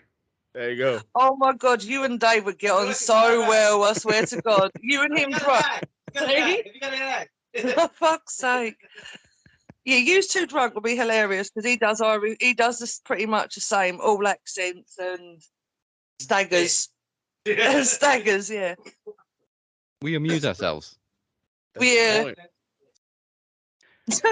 This is why you don't let Dave plan birthdays and stuff, because it involves, I know full well that there'll be alcohol involved and me not being able to move for a day. So that might work out very well for me. Who knows? We've got the cake over there and the alcohol in the other corner. Yeah. Don't forget the dog was that. Oh, for fuck's sake. He wants to play. I apologise. He is insane. But he's married. Hilarious. You know He's what? married to the Demoness, so, you know. We're all mad here. Sorry, what? So let's move on to half of the A to B to NXT. So we're probably just going to get to A to 8.5. I just mix numbers with letters and I don't care. It's A to B of NXT with Moses Marquez. Fucking algebra. Yes, fucking algebra. Fucking algebra. No.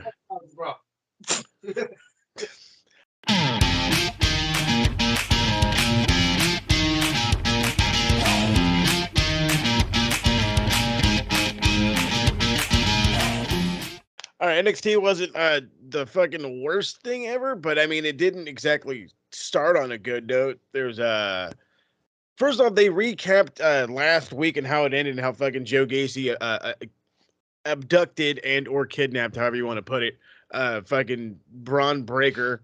I don't understand how that's working. They took him away on a weird looking stretcher. There was a tag match, Toxic Attraction versus the former Roxanne Perez, and Wendy Chu. It was fine. I mean, like, they worked okay. I don't understand why in the hell Mandy Rose just gets in the middle of the ring, starts whooping fucking Chu's ass, and yet there was a pin. Even though she wasn't in the match. Whatever. It was blatant interference. They didn't give a shit. I didn't give a shit. Nobody gives a shit. The Creed brothers, it's so fucking weird now that there's a lot of people fired, and this is it immediately impacts the show, like Malcolm Bivens not being there. So Roddy is like training, and here comes the Creed brothers, and he's like, you know, hey, we didn't like the way we won, you know, because you fucking interfered. And he's like, so you won, who cares? And they're like, yeah, well, we want to win the right way. And he's like, okay, good luck. And he introduces another member of Diamond Mine. He's like, that's supposed to be a team decision. Dynamite Mine's still a thing? Diamond Mine is still a thing. They brought in a kid named Damon Kemp, who is actually, I think his name is it's Gable Stevenson's brother. I think his name is Bobby Stevenson. Okay. He also wrestled at Minnesota, wrestled in the Pan American Games. Not too bad. Joe Gacy, I don't know. I blank every time this guy fucking opens his stupid mouth, and it was dumb. He's something about the Druids, and Braun Breaker is going to be a part of a movement. I'm like, whatever. And then this fucking segment that they played 2-3 minute segments of this exact fucking thing, but a different variation of it 3 or 4 different times all fucking night long, and it was goddamn irritating. And it's Ivy Nile and the Ivy Nile challenge, where she is outworking men and doing whatever, whether it's push-ups or fucking just being stupid. I don't fucking know. It was just, the whole thing was dumb. It was fucking dumb. Okay, so we have the Owen Hart women's tournament, right? There's the Owen Hart tournament for both men and women. Apparently Impact now has the Queen of the Mountain tournament. There's the women's breakout tournament now. These two ladies, Fallon Halen and Salone Jacobs, I have no idea who either one of these ladies were. It went 3 minutes and I don't give a shit. Excuse me. I was allergic to the bullshit. More kidnapping happens. Santos Escobar fucking he kidnaps one of fucking Tony D'Angelo's dudes. So Tony D'Angelo retaliates by kidnapping one of fucking Legato's dudes. And I'm like, what? And then so the way they settle it is they call each other, hey, I know you took my guy. Hey, I know you took my guy. Let's have a match next week. And I'm like, what in the fuck? What in the bad Sopranos writing is this shit? I forgot fucking goddamn Kaylee Ray got a name change. Alba Fire. Yeah. Dude, I was so fucking lost. I said, who the fuck is this? Why do you look really familiar? Who the fuck are you? And then I looked at her, And I'm like, wait a minute. Bitch, you're Kaylee Ray. Why in the fuck? And I think I said this when it happened, but why in the fuck are you changing names to established characters? Somebody who was fucking the longest reigning NXT UK women's champion. Somebody who came in and has been in NXT, regular NXT for, I want to say, a year. Probably and longer. And you up and change her name to Alba Fire. What the fuck? Yeah, Vince don't want anybody using any part of their real name anymore. Shit fucking threw me for a fucking loop. Sequoia, was it Solok Sequoia goes in there. He's like a not very good promo, but he sounds just like his brothers. That's the thing I think that throws me off the most. And so, I mean, it was just like, whatever. He goes out there, he's cutting this dumb promo. He wants to get over. He wants another shot at the NXT North American Championship. And Cameron Grimes comes out and says, you got it. If I win against, I forgot who he's got to go against, Carmelo Hayes, you got the next shot. So I'm like, okay, cool little get moment. Now this thing right here. Now this isn't bad. No, so don't get all like, oh crap, he's gonna shit on some stuff. No, this was actually fucking pretty good, and I hate that I'm admitting this. First one, Grayson Waller and Tiffany Stanton at some point earlier in the show were like shopping. They're like the perfect couple. I saw them for like 3 minutes, and to me, they're like the perfect couple of annoying and fucking stupid. It's fucking fantastic. But it's this super odd ass pairing of Saray and Andre Chase. Okay, and you know how I felt about Andre Chase. So Saray has to do this thing where she, was like a schoolgirl or innocent, whatever. She's got fucking glasses on. She walks through this light and she comes out. Now she's this overall star. Well, fucking Andre Chase and the Brody Howard guy that follows him around, they go through the light with him and they fucking change too. So fucking she comes out in her fucking bubbly gimmick or whatever the fucking charade now, and fucking Andre Chase has a different color shirt, and this fucking Brody dude goes from being like this just giant sign guy to now he's a fucking buffed out cheerleader. He's got the fucking skirt, he's got the fucking wig with pigtails on it, and he is literally like the best fucking sideline cheerleader I've ever seen at a wrestling show. Fucking goddamn Andre Chase would get a fucking headlock takedown, and this dude is jumping for fucking joy. I'm dying on the side. I am dying. This thing was fucking hilarious. Fucking hilarious. Like, I've never say Andre Chase got over to me. He's fucking over right now with this shit. This shit was fucking cool. Goddamn Ivy Niles again with fucking lunges this time. I was like, bitch, I don't give a shit about your crap. Von Wagner gets fucking jumped by Ike Manjuro, which was nice because every time he fucking talks, I just want somebody to hit him with something, which is fantastic. This is the bullshit. Okay, this bullshit right here. This shit made me mad. Toxic Attraction shows up in like the back, right? And fucking Indy Hartwell is hanging out. And she's all fucking sad. Why? Because fucking goddamn Mandy Rose goes in there and says, men have never broken up with me. They fired her boyfriend. And you're going to be like, men have never broken up with me. Are you kidding me? I was so fucking dumbfounded at this one. I was just like, this is just stupid. This is just stupid. And then I get to this fucking and I'm trying really hard. I'm trying. I am. And you know what? I like Nikita Lyons. I do. I do.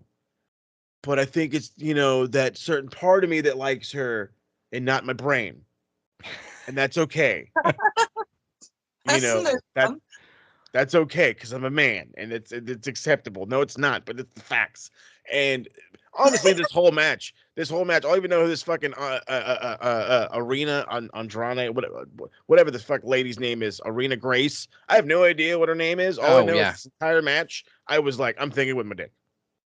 I'm sorry. I couldn't help myself. The match was sloppy. They Nikita, she can sell, but then she sells a little too much, and then her work isn't as good as you want it to be. Her finisher is smooth, but I swear to God, she doesn't know where to land on the person when she does the splits, and she needs work. I mean, I get it. She's over. She's good looking, and things are working, but she needs more fucking work. And then I was like, okay, it's fine. It is what it is. What do we got next? You know what I mean? I was like, was there this Creed Brothers thing? No. Here comes fucking Ivy Niles again, because now she wants to do the ropes, and now she's doing a pull-up challenge.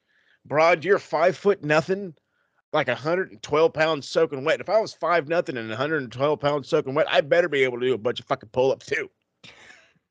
You goddamn kidding me? Fucking dude, she's an immediate geek of the week. Like, they got rid of fucking Malcolm Bivens just to fucking force her down your throat.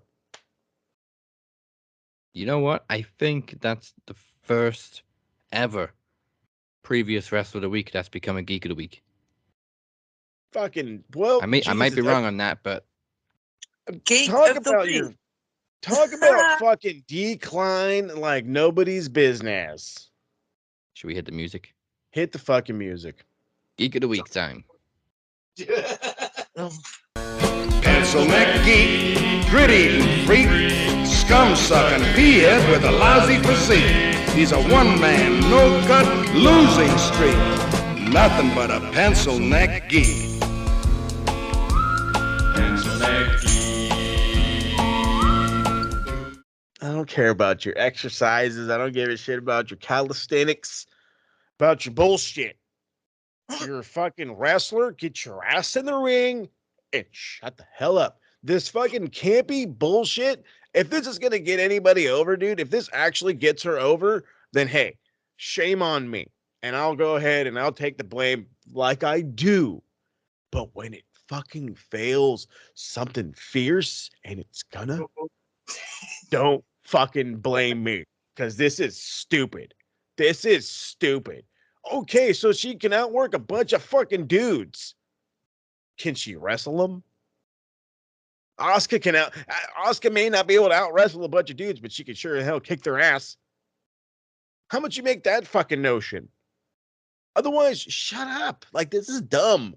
They literally took this girl who was being groomed to do something to now she is officially better than everything. All of a sudden, she's better than the world. Are you rolling 100 or are you rolling 1? Bullshit. I can confirm Ivy Niles is not the first ever wrestler of the week to become Geek of the Week. That was Eddie Kingston. Oh, How man. can he ever be Geek of the Week? That dude's a legend. Okay, How hold can on. he be a If Geek I'm of not mistaken, I gave Eddie Kingston and Santana and Ortiz Geek of the Week for their stupid on-site bullshit. Because from the hood, on-site means on-site, not I see you coming off the plane, we'll get you next week, and drive away. No, on-site means I seen your bitch ass and we scrapping. You know what I'm really surprised with? Sammy Guevara has been Wrestler of the Week twice. He hasn't been Geek of the Week yet. He should I like be. his shtick. I like his shtick.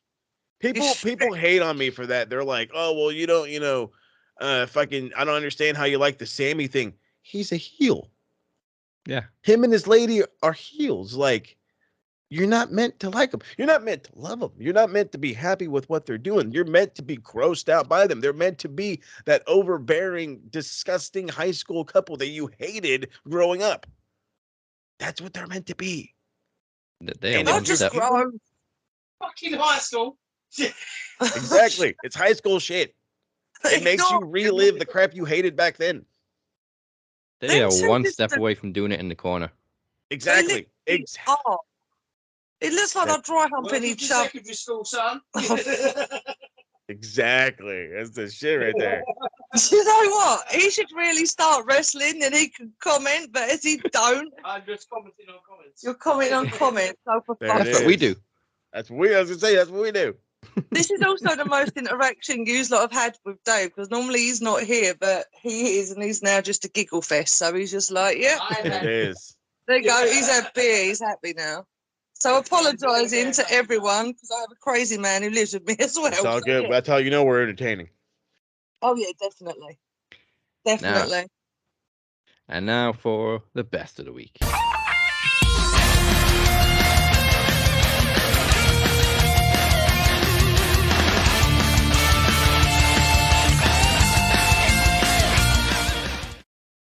Struggled with wrestle of the week because I wanted to give it to several people, most of which didn't even wrestle this week. So Hook was one.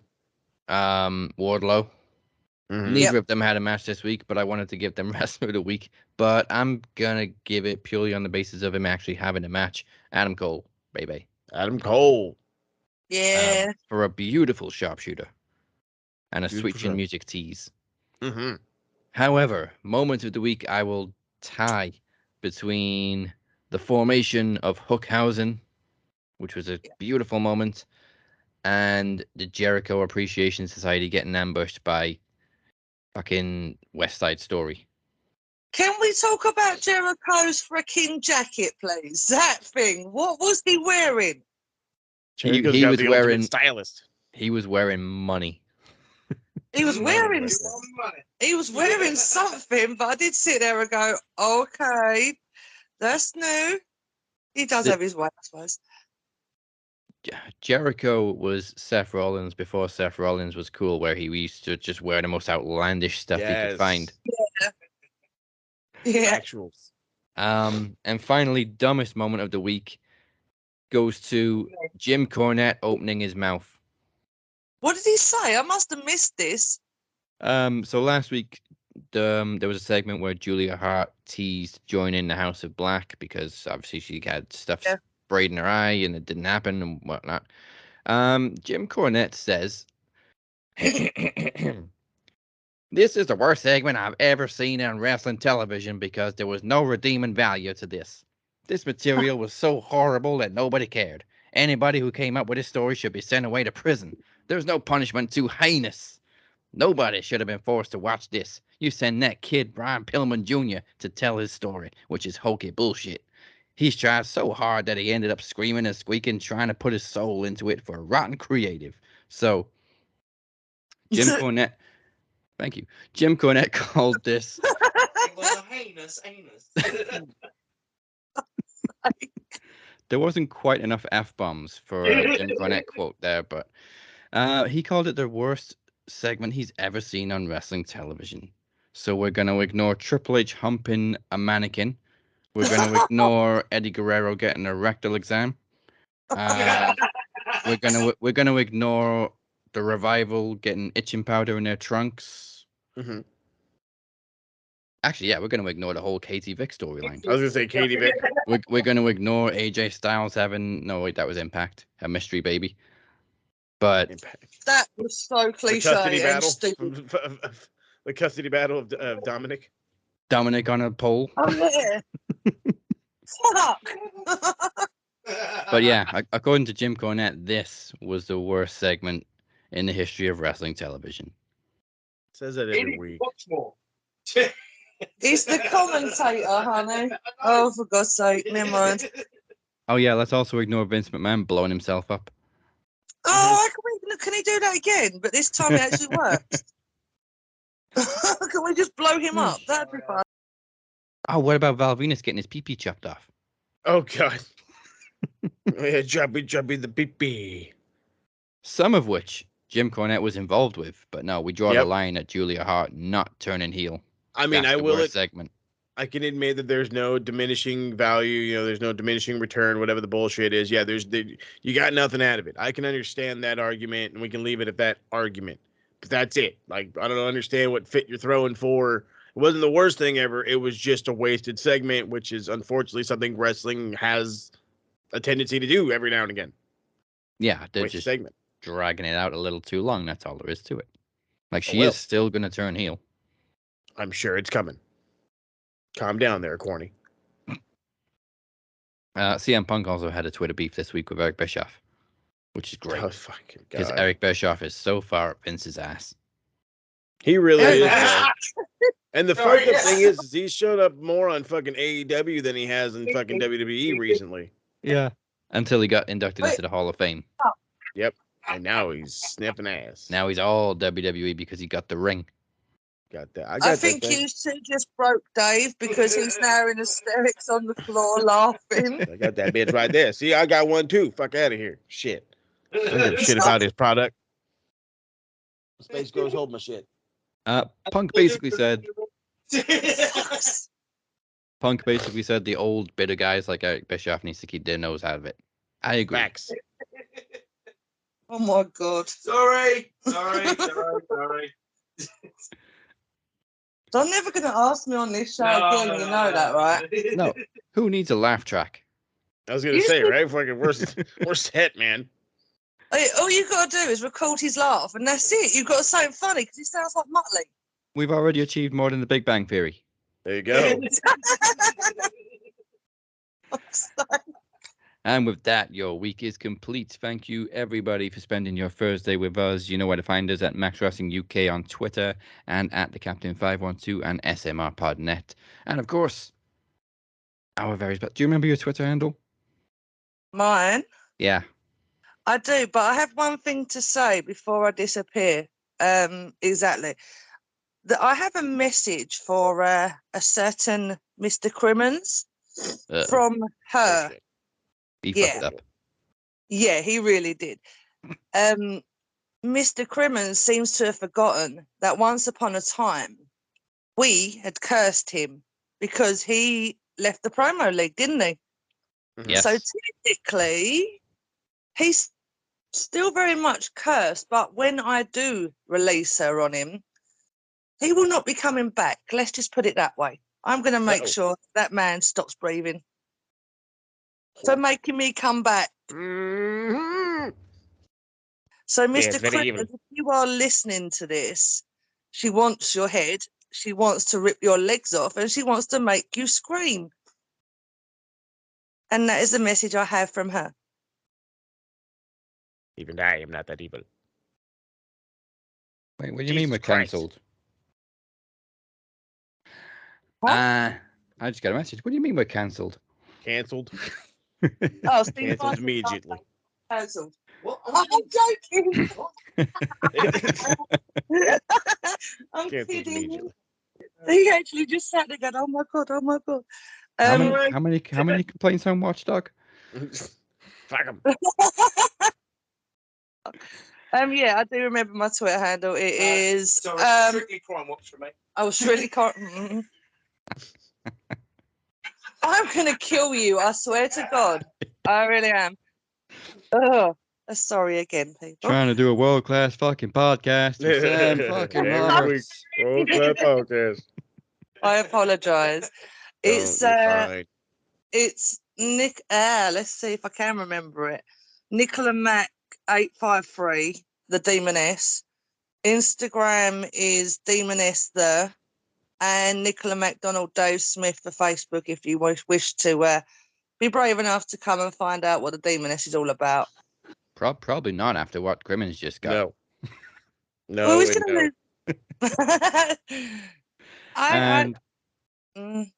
Go ahead.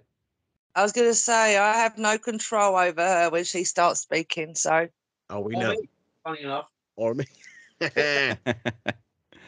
And once again, the website is maxwrestling.net. Now, listen up, you pencil neck geeks. This is what Moses has for you this week. That's right. So I've already gotten some messages. What's going down? What happened? What happened? What happened? Okay, so life. Fucking finals happened. Goddamn No, not just life. I was ready. I was ready. I was like, okay, finals is going on. I got some things I'm happening, but watch this show. And so I got the first episode of WCW in, and it was all nice and like handled. And then, so I ended up skipping that episode of Raw that week and did 3 weeks after the fact. So I was getting ready to literally like do the Raw before fucking whatever pay-per-view it was. And I was like, wait a minute, what? And so, yeah, no. So, It should be dropping on Monday though, and it's proper, proper Monday to Monday, the proper form as they say. So that should be coming back.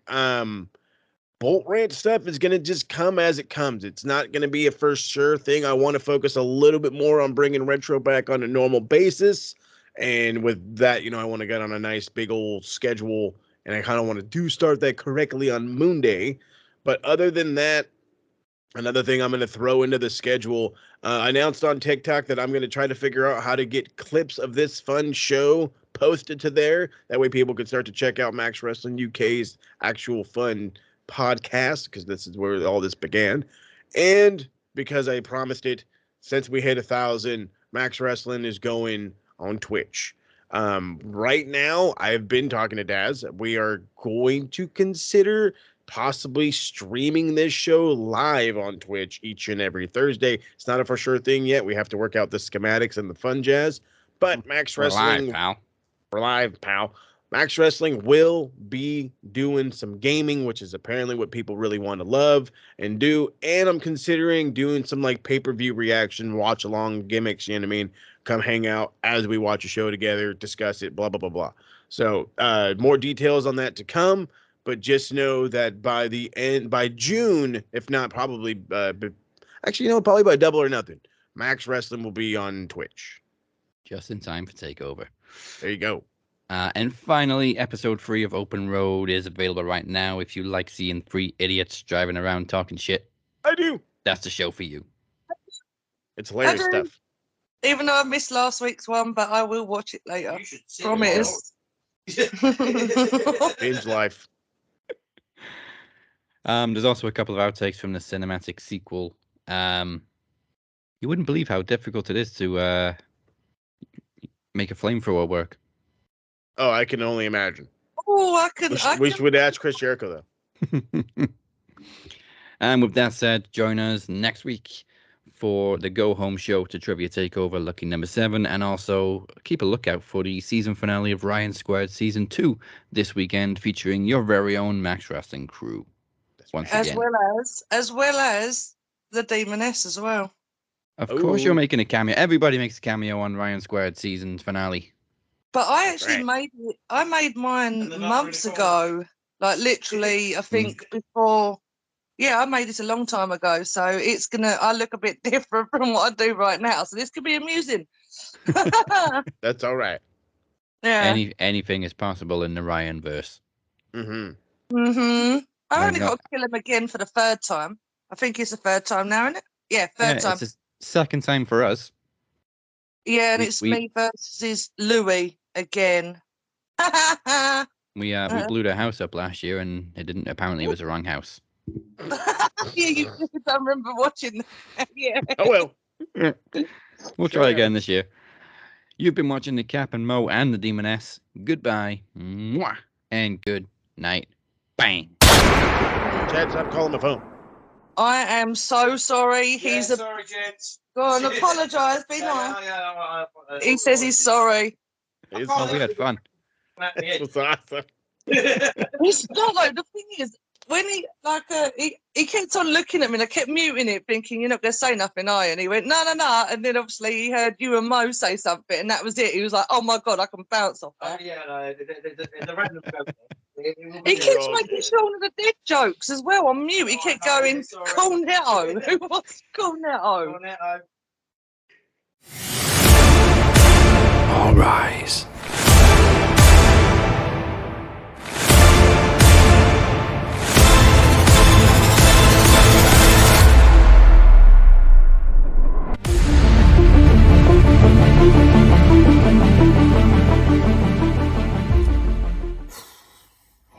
Moses, you had your chance. All of this could have been avoided. All you had to do was join your boys in the jury. And now, sure, you have a chance to become TV champion. But if not, then you have no choice but to join the jury. And I hoped that you would have joined of your own accord, that we could have avoided blackmail and the sorts, but you picked a fight with a lawyer. So in 2 weeks, one way or another, Chad Malcolm is taking you to court.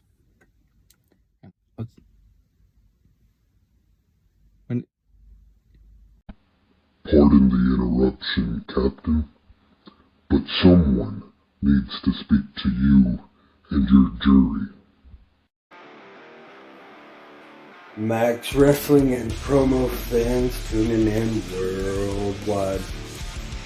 It's story time with the Walker Babe.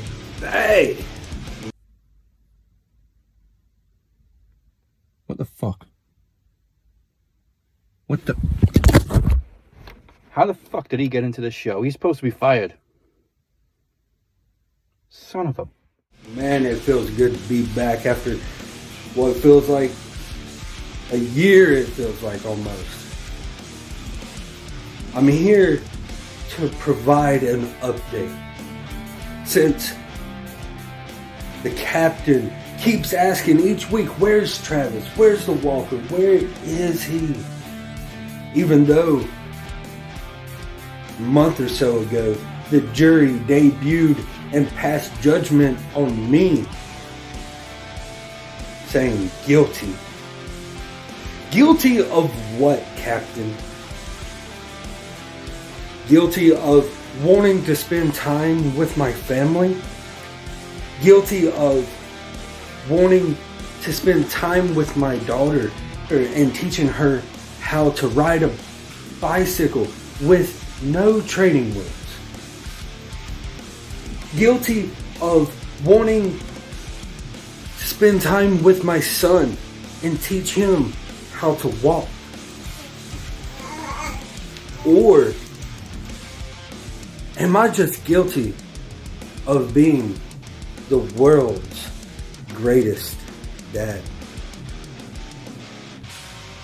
Now, Chad, I know you wanted me to have this 90-day no-compete.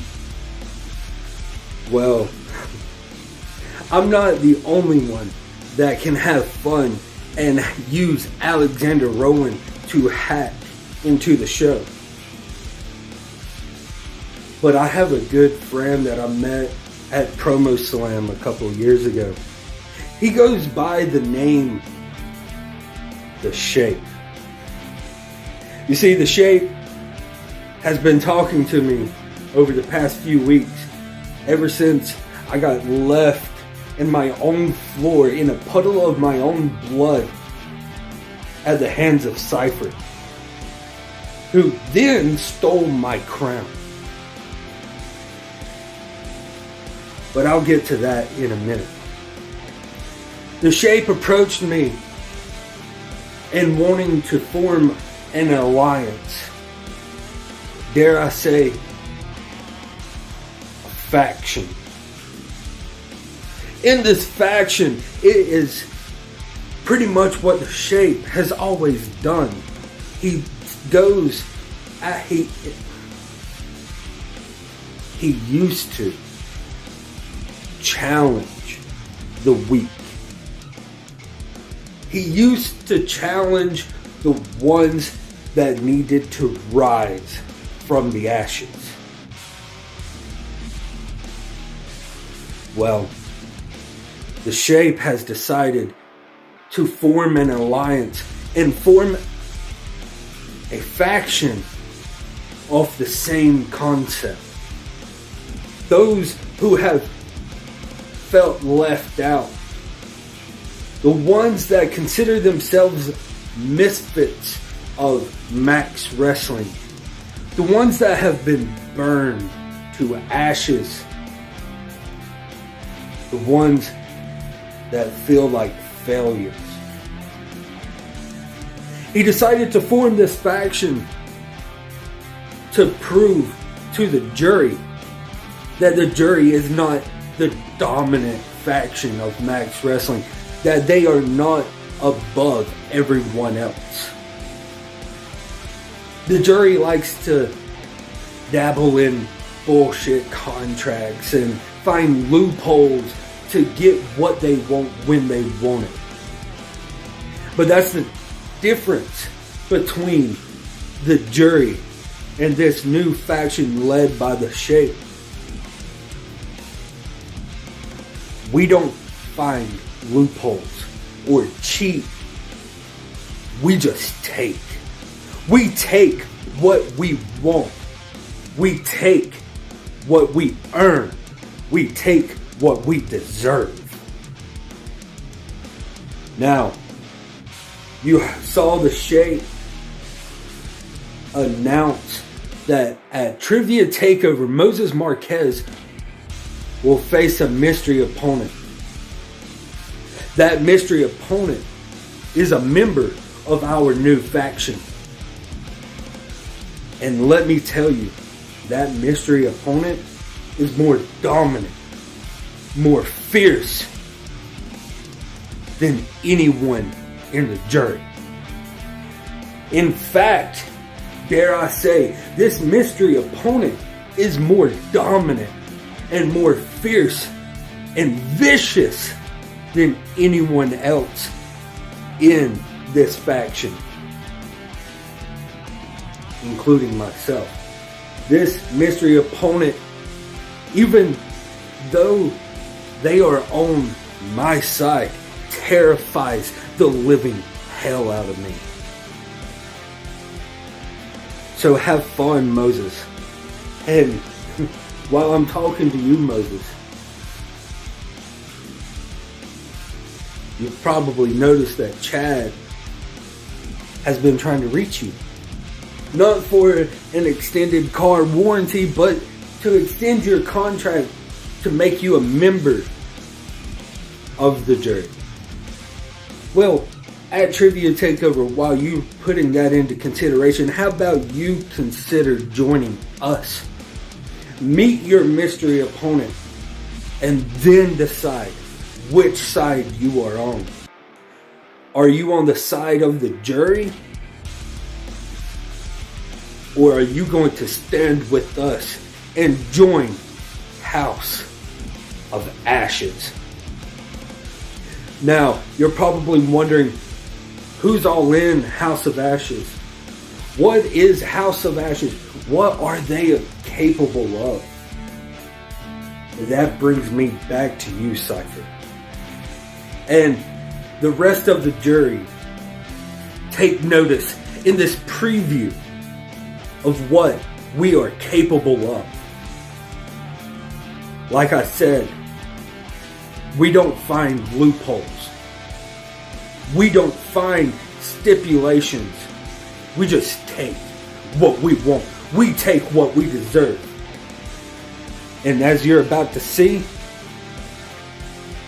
I did just that. So jury, watch this little sneak peek. Moses, pay attention to what you could be capable of. And jury, you will learn to not fuck with us.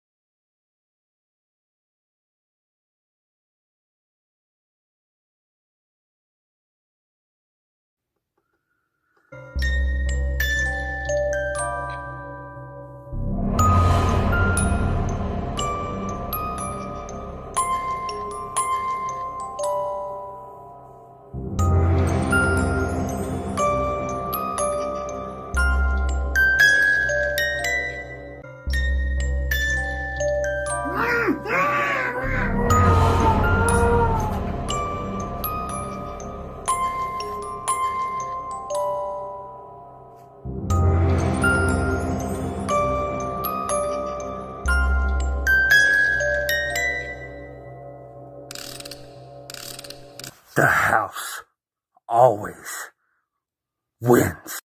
Hey, how the fuck did he get into the show?